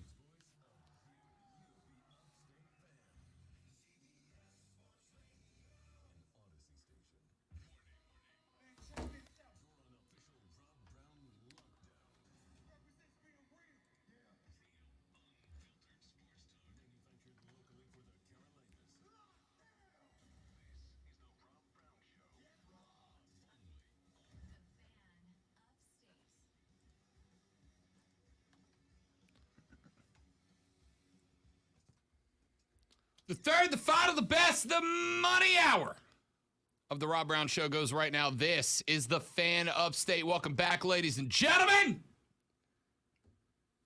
I am Rob, the Great Lonzo, at the helm today. He's the one that will answer your phone calls at 844-FAN-PHONE, 844-FAN-FONE, 844-326-3663. Can also text the show on the Preferred Home Services text line at 71307. Start your text with FAN, F-A-N, so we can read them on the air. Can also tweet us at The Rob Brown Show, at The Rob Brown Show, at Lonzo Onward, at Lonzo Onward. And traditionally, if you follow me and you got some solid content, I'll go ahead and follow you back. Give me a follow at The Rob Brown Show on Twitter. I will follow you back. We can have off-the-air discussions, my friends. It's just that simple, y'all. It's just that simple. All right, a couple more things I wanted to get into. We started talking about the South Carolina Gamecocks spring game coming up on Saturday evening. And look, I'm not breaking any ground here. You want 2 year ago Spencer. You understand you run the risk of last year's Spencer. It's that simple, right? Now, is Shane Beamer going to be able to get out of that guy what was gotten out of him in the first year? Will Marcus Satterfield be able to get out of that guy what was gotten out of him in Oklahoma in his first year? I don't know is the answer, right? Because I don't know what it was that set Spencer Rattler off last year. If it was pressure, I'm going to be honest, and I say this with all due respect, there's far less pressure on him at South Carolina than there was at Oklahoma, right? Oklahoma was a national championship contender. He was a Heisman Trophy prospect. There was a ton of pressure on him to succeed at the University of Oklahoma. He did it in the first year. He failed in the second. When the light started to shine on him a little brighter, if it was pressure that made him fail last year at Oklahoma and lose his job to Caleb Williams, there is, and I do not mean this as an insult, though some of you will take it that way because college football, there is far less pressure on him at South Carolina. Think about it. What was Oklahoma known for years? Quarterbacks. And so that is a lot of pressure and a lot to live up to, and you're right. South Carolina hasn't had a really good quarterback since Connor Shaw. And that's been a while. Yeah. There's no pressure for a natty at South Carolina, right? Ain't a soul projecting South Carolina to make the playoff. There's no pressure to win the SEC for Spencer Rattler. Be a hell of an accomplishment. Georgia's over there, and they're retooling. I don't think Georgia makes it back to the title game this year. Alabama just reloads. They don't reset. You're in there with them. Question marks about Florida. Tennessee should be better this year. There's no I know we say that every year. There's no pressure. I shouldn't laugh. I really shouldn't. And I feel bad for Tennessee fans, but every year they should be better. This is their year. Tennessee and Mississippi State and Ole Miss every year. Oh, this is the year. This is the year they turn the corner.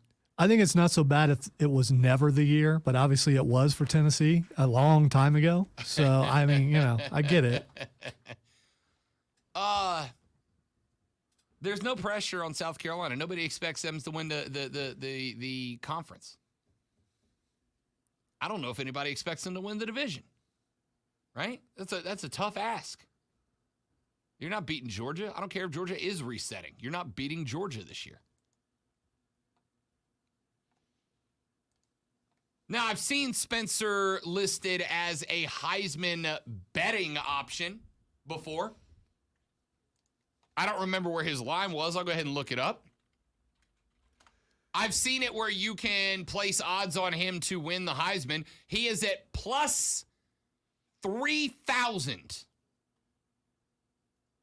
Bet a hundo. If he wins, you get $3,000 out of the deal. Lonzo, do I drop $10 on Spencer Rattler to make $300 that he wins the Heisman? Yes, you do.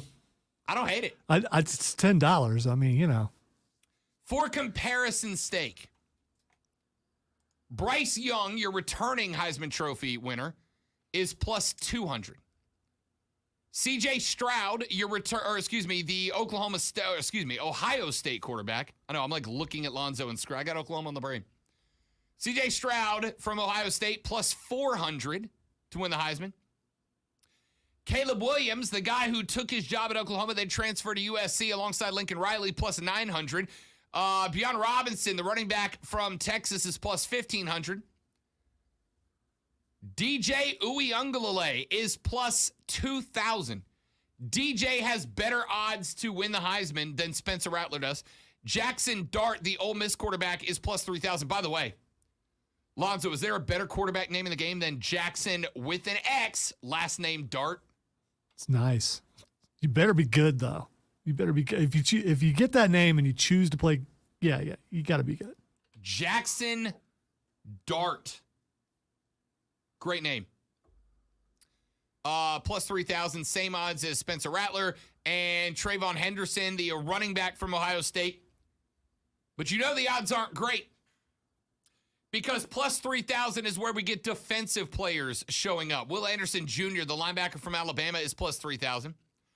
Oklahoma quarterback Dylan Gabriel, Tyler Van Dyke, the Miami quarterback, JT Daniels, the West Virginia quarterback, are all at 3,000. So Spencer Rattler has the same odds as does JT Daniels, who transferred to West Virginia after spring ball was over, right? Spence got all spring to train up with the Gamecocks. Same odds as JT at West Virginia. But I don't hate dropping a 10 spot on Spence. Maybe he shocks the world.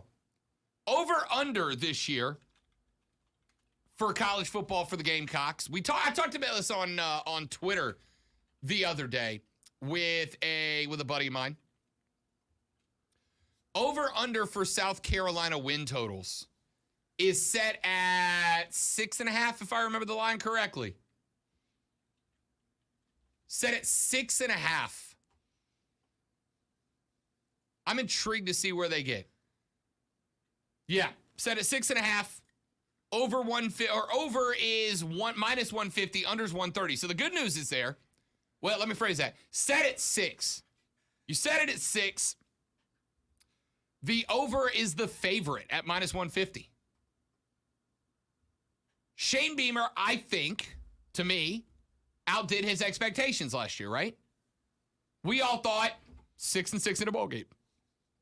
Made the bowl game. Won the bowl game against a pretty good North Carolina team. Granted, without Sam Howell, their starting quarterback, but they made it. They won. The Gamecocks became bowl eligible. They beat UNC. Now they add Rattler and Austin Stogner, the tight end from Oklahoma. Questions at the offensive line. We talked about that. I like the over, right?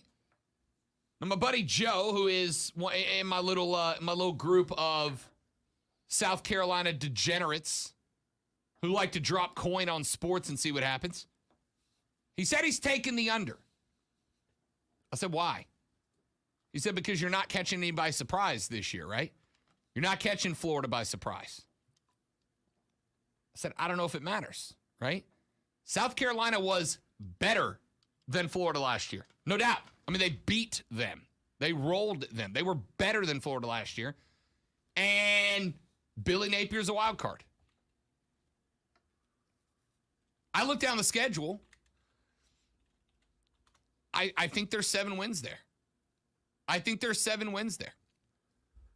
Georgia State should be a win. Arkansas is a toss-up. Georgia's an L. Charlotte's a win. That's 2 definite. South Carolina State's a win. That's 3 definite.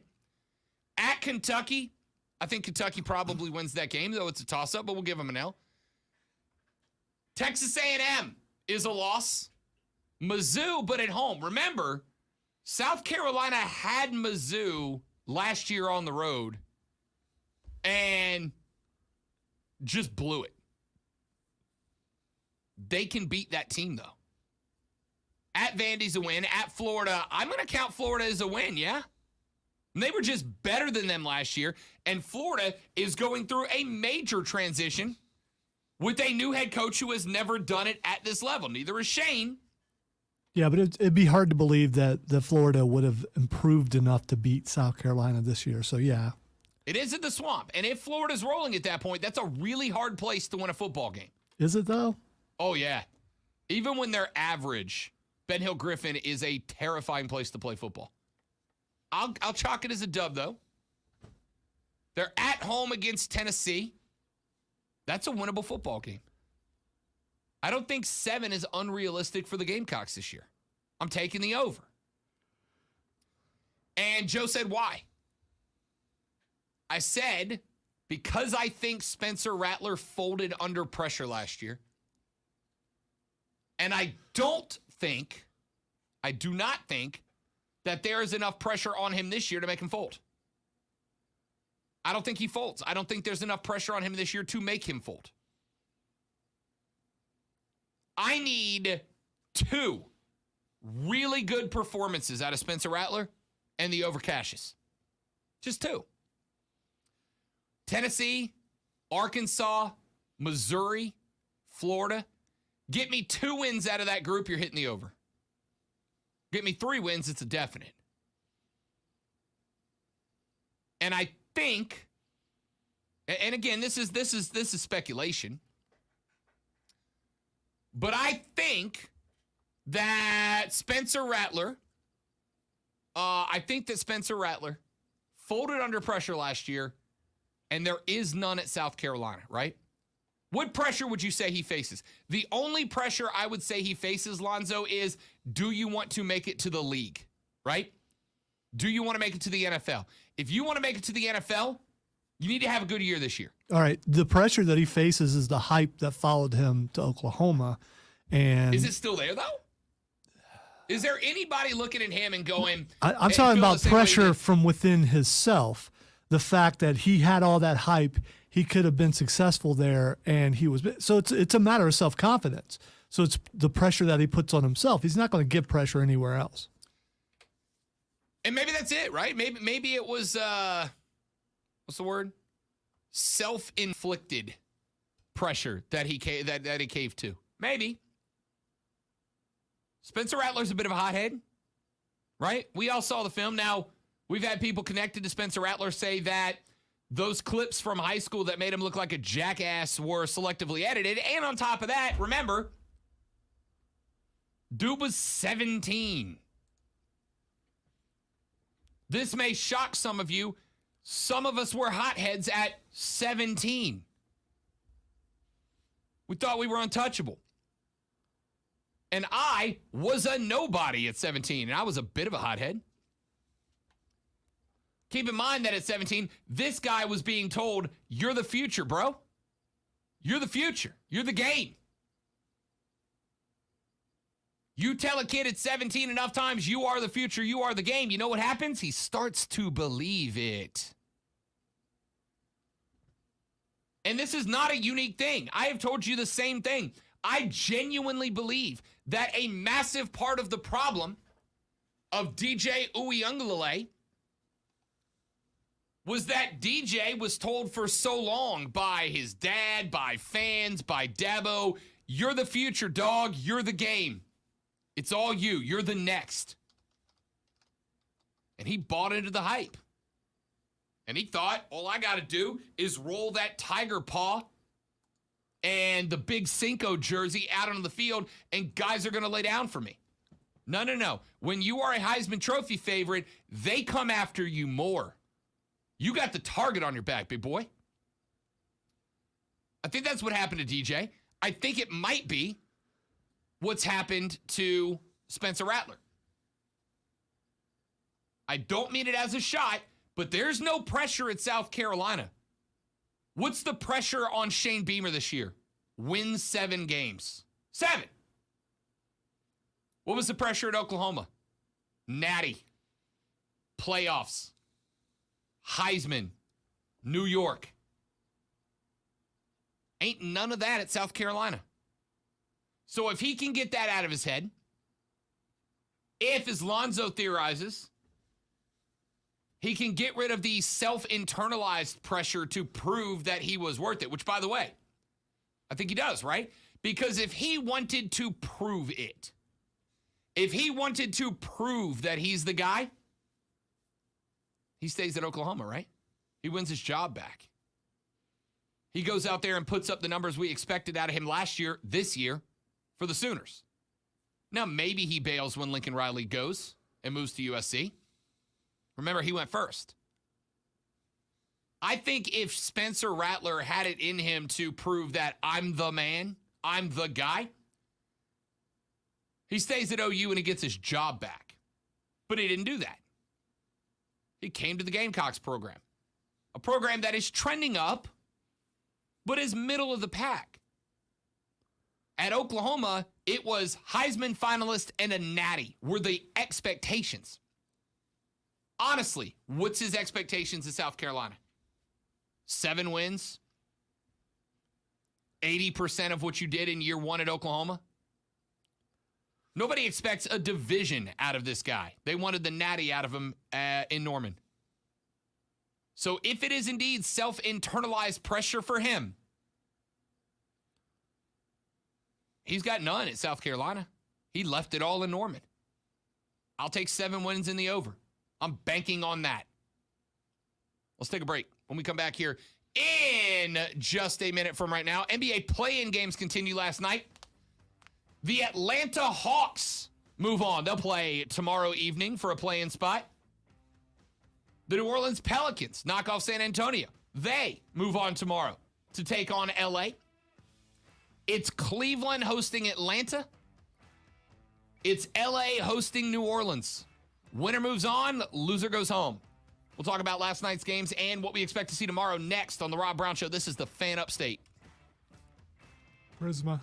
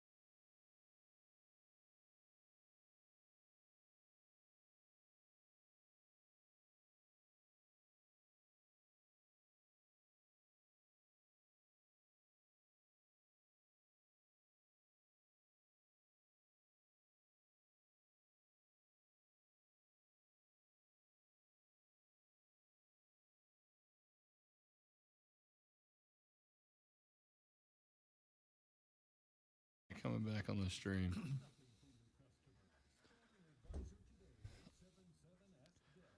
Do me a favor. Take this segment to like 53, would you? You just realized No. with this because you never teased it. So I. At the top of my show prep, man. Yeah, I know. On Thursdays, I'll make sure I put it there. Yeah, but that show prep's from yesterday. It's not from today because I checked it out. Unless something changed. I'll change it before it came on the air. Okay. Did it show up on yours? No, but that's fine. I'm sure it's my fault.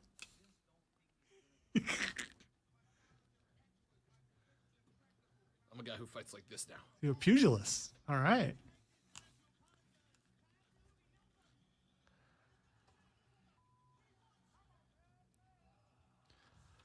Well, welcome into the Fight Club, where to prepare for this segment, we watch Danhausen segments during the break. You don't want to get cursed.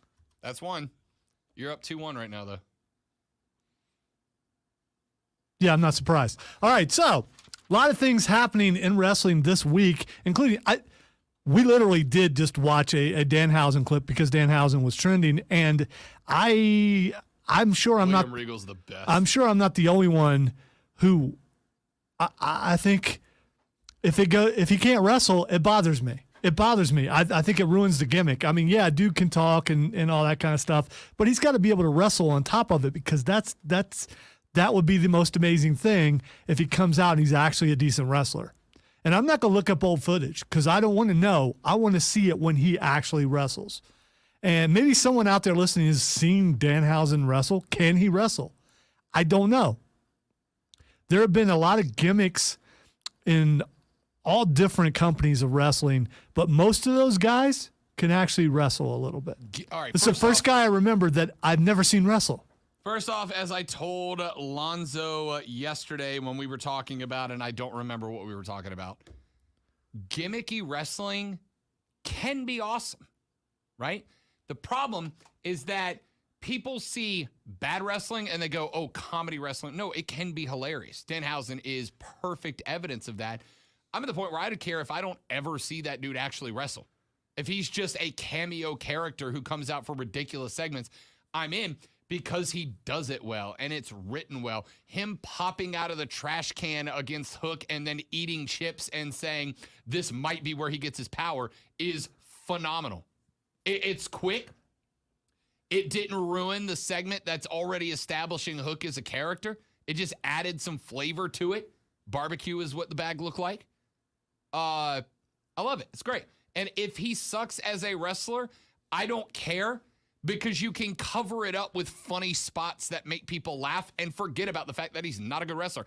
I don't need every wrestler to be a championship caliber wrestler. Entertain me. Will his first victory on AEW be over Hook? Not a chance.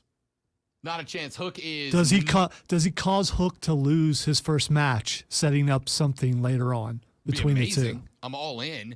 I think his first... I genuinely think his first win... Like, if you're going to make this comedy act work, and I don't know who would be willing to do it, although I suspect there's a number of guys. Don't you put him up against the legend and have him give a curse for the win? Like, how hilarious is it? Not that it's going to create some feud that goes on forever, but if he beats Sting via curse, like I'm all in for that. And it's not gonna take the shine off of anybody else because everybody's gonna laugh at it. Haha, that was fun. Next match. All right, and that's perfect. Trey in the stream says Danhausen broke his leg in October. Correct. So correct. He's out for a while, but there was another guy. Joe B was at the show it happened at. He said it was him and another guy who check this though at a small independent house show. Danhausen broke his leg in a match, and in the next match, the guy in that match legit broke his leg too. Back-to-back matches that ended with a leg break, but that other cat is back. He's wrestling, so hopefully we'll see him soon. It depends on the degree of the fracture and all that kind of stuff. Obviously, it wasn't like broken in half, or he wouldn't be walking his. I don't know what his normal walk is. I guess he's walking normal, I suppose. I don't know. So I can't wait to see him finally wrestle. And again, I'm not going to go back and watch old footage. I want to see him wrestle now. And I want the first time I see him wrestle, I want that to be the first time he wrestles in AEW. All right, speaking of gimmicks, he's been trending all week. We haven't really had a chance to talk about him on the air, and that would be the younger brother named Ezekiel. And who is definitely a different person from Elias. Is not Elias. Definitely. They don't look anything alike. Well, maybe a little bit of resemblance, but the fact that MJF is also from a different company tweeting about Ezekiel and throwing the picture out there. I think it's funny that both companies are in on this joke, and that no one believes Kevin Owens, and I hope it goes on forever. I know we're talking about gimmicks. Again. But I hope it goes on forever. So you get Tommaso Ciampa getting his first interview on the main roster, on Raw, up walks Ezekiel, and Kevin Owens is like, I don't get why you guys... Yeah. It's Elias. It's Elias. Again, comedy acts work if you do them well, and I will hand it to WWE on this one. This is hilarious. It's hilarious because it is like, it's so dumb that it circles all the way back around to funny. Like, individually, jokes in the movie Dumb and Dumber are dumb, but there's so many of them that come so fast and furious, and they're so inane that it made the movie a cult favorite that people still watch. That's what Except this for is. me, I still haven't watched it. Well, so. That's because you're an intentional contrarian. No, it's not intentional. I don't know if it's hereditary or what, but it's definitely there, and it's been honed since coming to radio. I don't know why, but so I still haven't seen that movie. But I love it. I don't care if Ezekiel, in this case, I don't care if he ever wrestles, because I know That's how I feel about Danhausen. What his skills or lack of skills are. He's never was that great of a wrestler anyway. He's more of a brawler and been more of a gimmick from, or his older brother was. Yeah. So I'm guessing that he probably is kind of along the same vein. People have been asking for a long time where he was, his older brother, and then the younger brother shows up, and there you go. All right, ton of things happening in wrestling. I'm going to jump around a little bit. First of all, Marina Shafir. I am so disappointed, but not surprised. There's a reason why you didn't really see her wrestle a whole lot when she was with NXT. And then she gets released like a lot of other people have. That's not, there's no shame in that, because a lot of big names have been released by WWE. Gets picked up by AEW, who needs to bolster their female wrestling roster. And they've been doing that with some really good names. But they are touting her as the next big thing to take down the TBS Women's Champion. And, it was bad. It was so bad last night that I felt bad for AEW that they put that on TV. I haven't watched it yet. I didn't get a chance to watch last night. As a matter of fact, I was watching it in the office before we came in here, and I got to go finish the show because I haven't gotten there yet. But I did not see anything good. Well, and they are billing her as the next big matchup for Jade Cargill, and she's not. Well, the problem is twofold. A, we used the phrase earlier. On paper, it makes sense, right? You're talking about a genuine MMA fighter, somebody that has experience. She was with WWE for a while. I don't recall her being that bad. She didn't stand out at WWE, but she wasn't bad by any means. The problem you have in a situation like this is when you have somebody like that, you bring them in, you hype them up, you build them, and they clearly did not put the time into, wrestling on the wrestling show, getting ready for the wrestling part of it, that it just kind of ruins it, which is unfortunate because Jade Cargill has been genuinely good in that spot, and you need a certified badass to come in and continue to help build that story, and it looks like they wasted that, so... Too bad. Yeah, I'd rather see someone like Sheeta or someone like that go up against Cargill. Texter says, I wish Ezekiel and Elias would go to meet and greets together. Well, a lot of scheduling conflicts. Yeah. Both of them are kind of doing their... Elias obviously is still working on his music, so showing up to cons is kind of tough for him. I also happen to know that Ezekiel has a little bit of beard envy of Elias, because Elias has got that great beard and Ezekiel's... So they, Elias... doesn't like to show up and play on that beard envy. He wants Ezekiel to keep building confidence, and I think that's the only reason you don't see them together a lot. You know, when you have that younger sibling and he wants to emulate you, but there's something that he can't do, Ezekiel can't grow a beard. So, yeah. I mean, you get envious of those types of things. You don't want to rub it in. And, now I'm sure that at some point in the future, Ezekiel will, he'll stake out his own and he'll be a bona fide star. And then Elias will come out to congratulate him. But for now, yeah, just let them do their thing, man. Let them stay in separate places. They got a lot of scheduling conflicts. It is what it is. All right, I want to do something that I haven't really done and may not do in the future on this segment is I want to give CM Punk a little bit of credit. He looked okay versus Penta. He looked okay. I thought that match was great. Because of Penta. Because Penta is that good. He really is. He made what a hell of an entrance too. He made the old man look better than he's looked in any match so far since he's been back, in my opinion. I mean, anything to give credit to anybody but Punk. I get it. You hater. No, it was phenomenal. That is one of the ones I got to watch before I came in here. Penta's a phenomenal wrestler. He honestly, he may be one of the best on their roster as far as getting good matches out of average situations. Cannot wait till Rey Fenix comes back and you get the Lucha Brothers back because those guys are phenomenal as a tag team. But look, Punk clearly does not have what he did 20 years ago, 10 years ago. Of course he doesn't. He's in his 40s. None of us do. But the guy can still... I think when you pair him, who I think is one of the best at telling a story via wrestling in the ring, with a guy who can make wrestling look good in the ring, you've got the potential for matches like that still in CM Punk. I think he's got another couple of years. You give him a couple of guys like that, let him have one more title run. He rides off into the sunset. I'm happy for him. All right, a couple of weeks ago, Rob and I were at AEW. If you listen to the show, you know that we were because we've mentioned it repeatedly because we have fun. And one of the things that we saw while we were there was some of the loudest slaps ever. Or chops, rather. I have never seen Walter/Gunther live. Loved them chanting Walter at him, by the way. Yeah. So, loved it. So who's been known to have the loudest, most devastating chops ever. I will say that the chops that we heard live were dampened on the recorded broadcast. So it makes me wonder, the match between Samoa Joe and Suzuki last night, it was a chop fest, and Rob hasn't had a chance to watch it yet.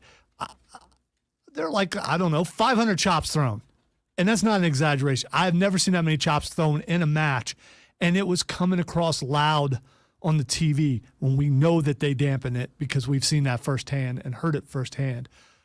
This was... I get Suzuki's pretty famous, but I don't get the scope of it because I haven't really watched him wrestle too much, but I know he has a following. We know how good Joe can be. It was a great match, and I guess a really big deal for the ROH TV Championship. And we were wondering how they're going to integrate this stuff, so I guess they're going to throw some of those belts in on AEW. They still haven't announced anything that I've seen about what they're going to do about ROH on TV. But it was a really good match. And then afterwards, Satnam Singh came out. Have you ever heard of this guy? Because it was not good. I had only heard of him in that AEW had signed him. I will say, if you have any problems with Almos, watch this guy and you'll realize how good Almos really is. Good is a stretch, relatively good compared to no. the correct way to phrase that. Okay, well, I mean, if you compare the two, Almos looks graceful. I saw the clip after... And it was ugly, dude. You have been saying for the better part of since we started working together that at some point AEW hits a roster saturation point, right? Between trying to do what they did from the beginning and bring up indie guy. I mean, Omega, the Young Bucks they were in New Japan, but they were effectively made their money in indie work. Yeah, I never watched that stuff, but I knew who they were. Sure. But also trying to balance it out with the Hardy Brothers and the Christian Pages and the CM Punks of the world, as well as keep the new WWE cast-offs coming in and showing why they are what they are. I saw the clips from the after-match fallout, and as good as Samoa Joe is, he was having to exaggerate so hard to let this cat catch up with him and do what he needed to do to put on the show. that I just lost interest, right? Like that was always the problem with Almost was the matches are just so drag out, slow, so much time between stuff happening that I get tuned out and I start scrolling Twitter and then I hear ding, ding, ding, Almost wins. And I'm like, all right, cool. And I don't feel the need to go back and watch what I missed.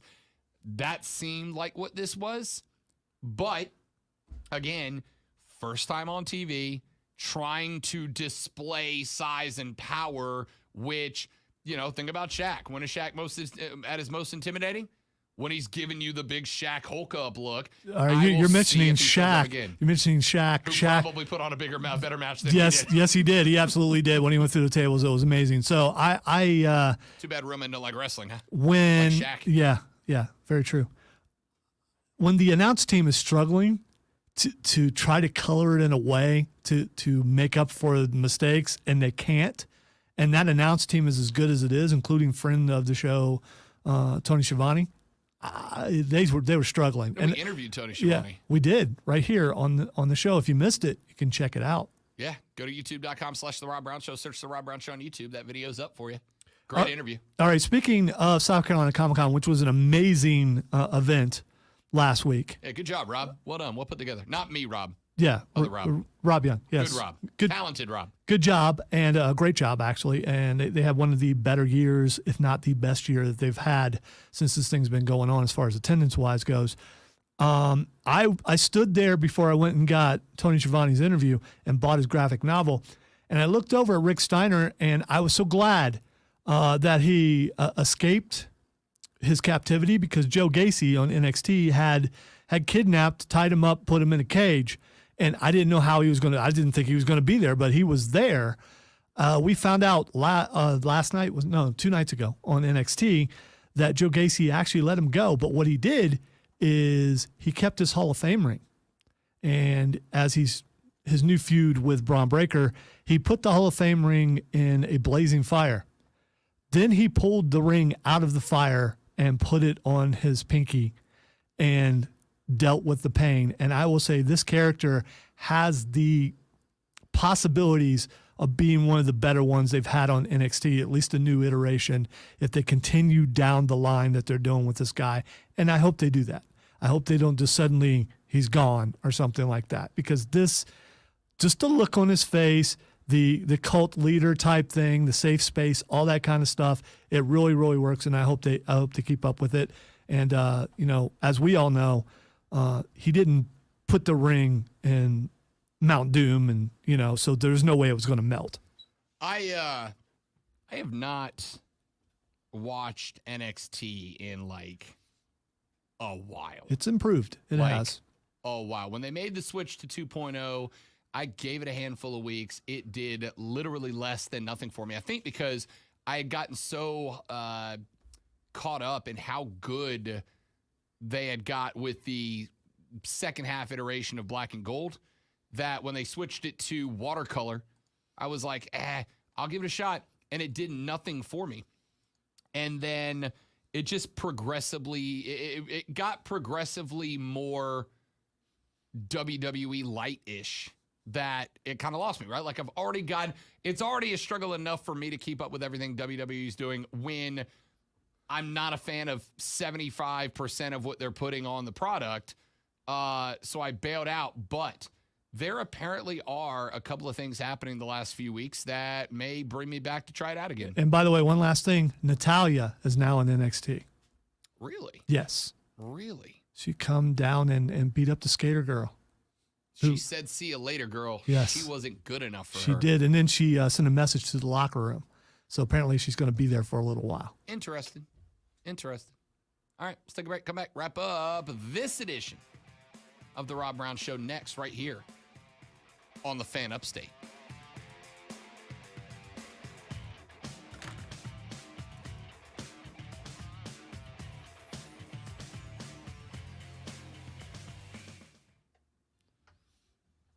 We're also starting to get a new feud between the Dawn of NXT and the Familia of NXT. So, we're having a mafia fight? Yes, we are. Has potential, but the Dawn doesn't have too many He doesn't have anybody else in his stable. He needs to get some people in there.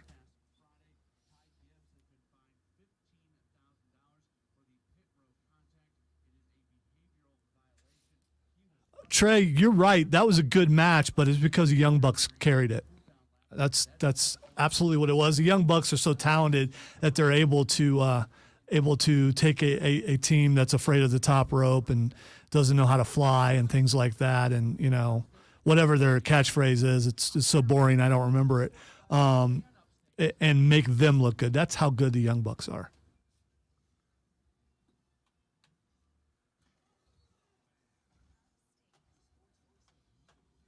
Biggest disappointment for NXT is that I gotta look up the name because I've never heard of these guys. Pretty Deadly won the tag team. I don't know if you've seen them. They're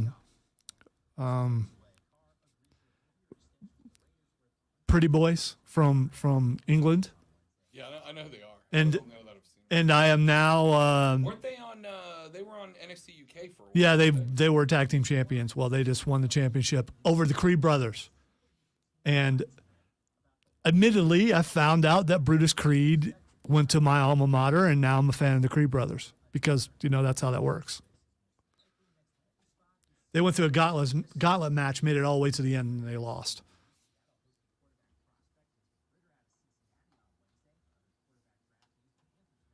But you could tell that they were really gassed, and it wasn't just, I mean, by the time they got to the end of the gauntlet match, they were moving so slow.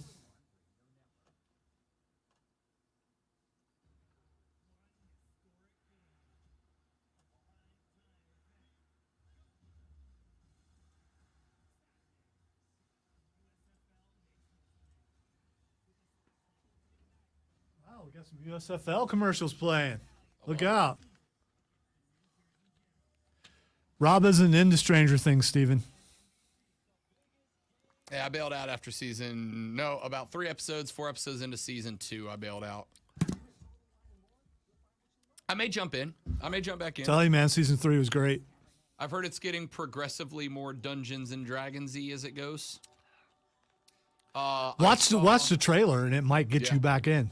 I saw a meme the other day that it started with a headline: Stranger Things is about to incorporate major D&D villain into its plot or something like that, which I assume is a lich. It is a lich. Okay. And they said the name of, I watched it behind, and because I'm not into D&D enough to know, but it's one of the most famous, most evil liches of all time.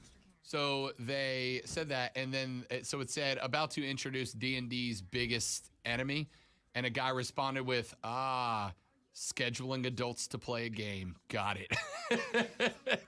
Trey, no way. I did not realize that. Really? The one-man gang went to Dorman. Wait. Those guys were the same guy? No. I'm trying to remember what was it that Akeem did? The one-man gang.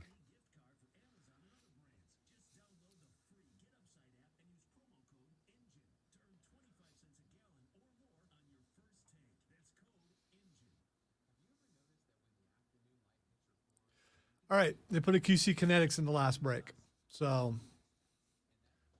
do your best. Okay. So what I'm going to do is I'm not going to edit CBS until after the live so I can see if it'll fit, because it gives me a minute and a half. Okay.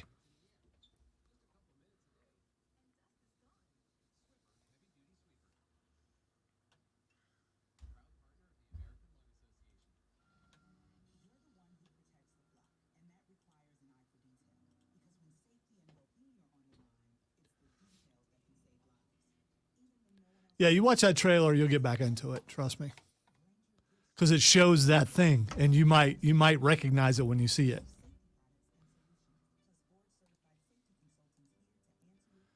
I still believe, and I'm going to expound upon this Saturday night, that it's Barb. That Barb is the lich. I didn't think about that because she got. They left her behind, man. They left her behind in the Upside Down. That would actually be super dope.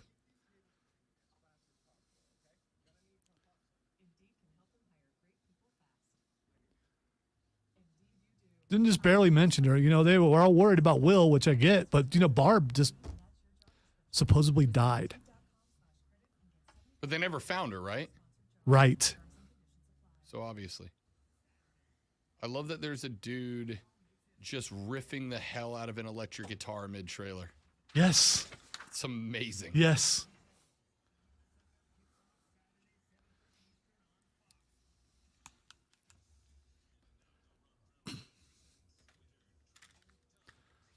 All right, it's time for Twitter trending topics where I tell Rob what is trending on the internet, and he will tell us all why it is trending. The first thing that's trending is Tyson Fury. Not entirely sure why he's trending, though. I have seen him popping up on the television the last couple of days. I know he's getting closer to his next big fight. 2 weeks. 2 weeks away. A week. I think it's a week from Saturday. Okay. Which I'll tune in. At this point, I'm tuning in just to see how long Tyson Fury is going to be the force. All right, there's a couple of reasons why he's trending. One, a lot of people are saying this will be his last fight, which I don't believe, that he'll retire after this. But the main reason why he is trending is because tonight, I think it is, supposedly he's going to have a face-to-face conference, even though it's on Zoom, with Dylan White, who just hasn't showed up to any of the press conferences for the fight. So Tyson Fury's been doing all the talking for both of them. And he hasn't said a word. Yeah, Dylan White hasn't. And if you're Dylan White, you don't, right? Because Fury is a guy that is known for taking great pride in making you eat your words by punching them back into your mouth. So I like this. And by the way, I don't know how much it bothers Tyson Fury, but he's talked about it a lot. And it's really the first time that I've seen Fury get hinged on something that an opponent is, or in this case, is not doing. So I'm interested to see if Dylan White cracked the code of how to get into Fury's head is by not trying to get into his. Is he so caught up? Because Fury's a mind game guy.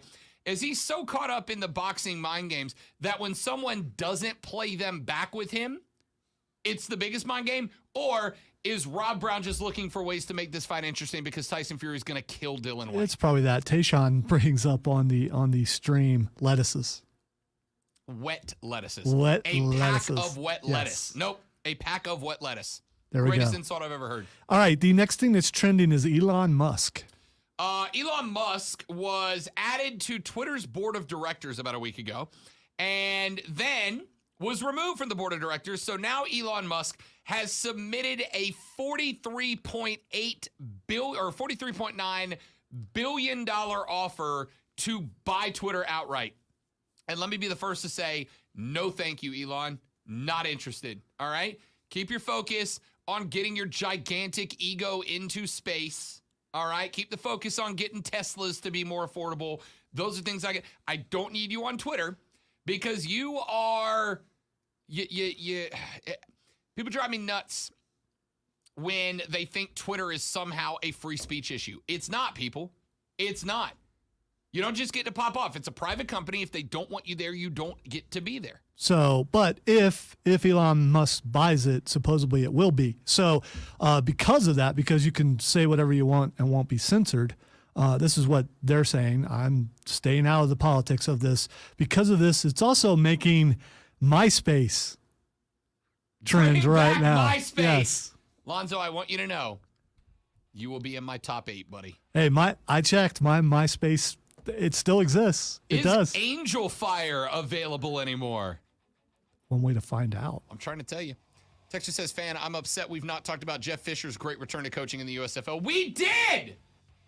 End of the first hour. Go back and listen to the podcast at thefanupstate.com. Click on podcast and listen to the first hour of the show. It's right there for you.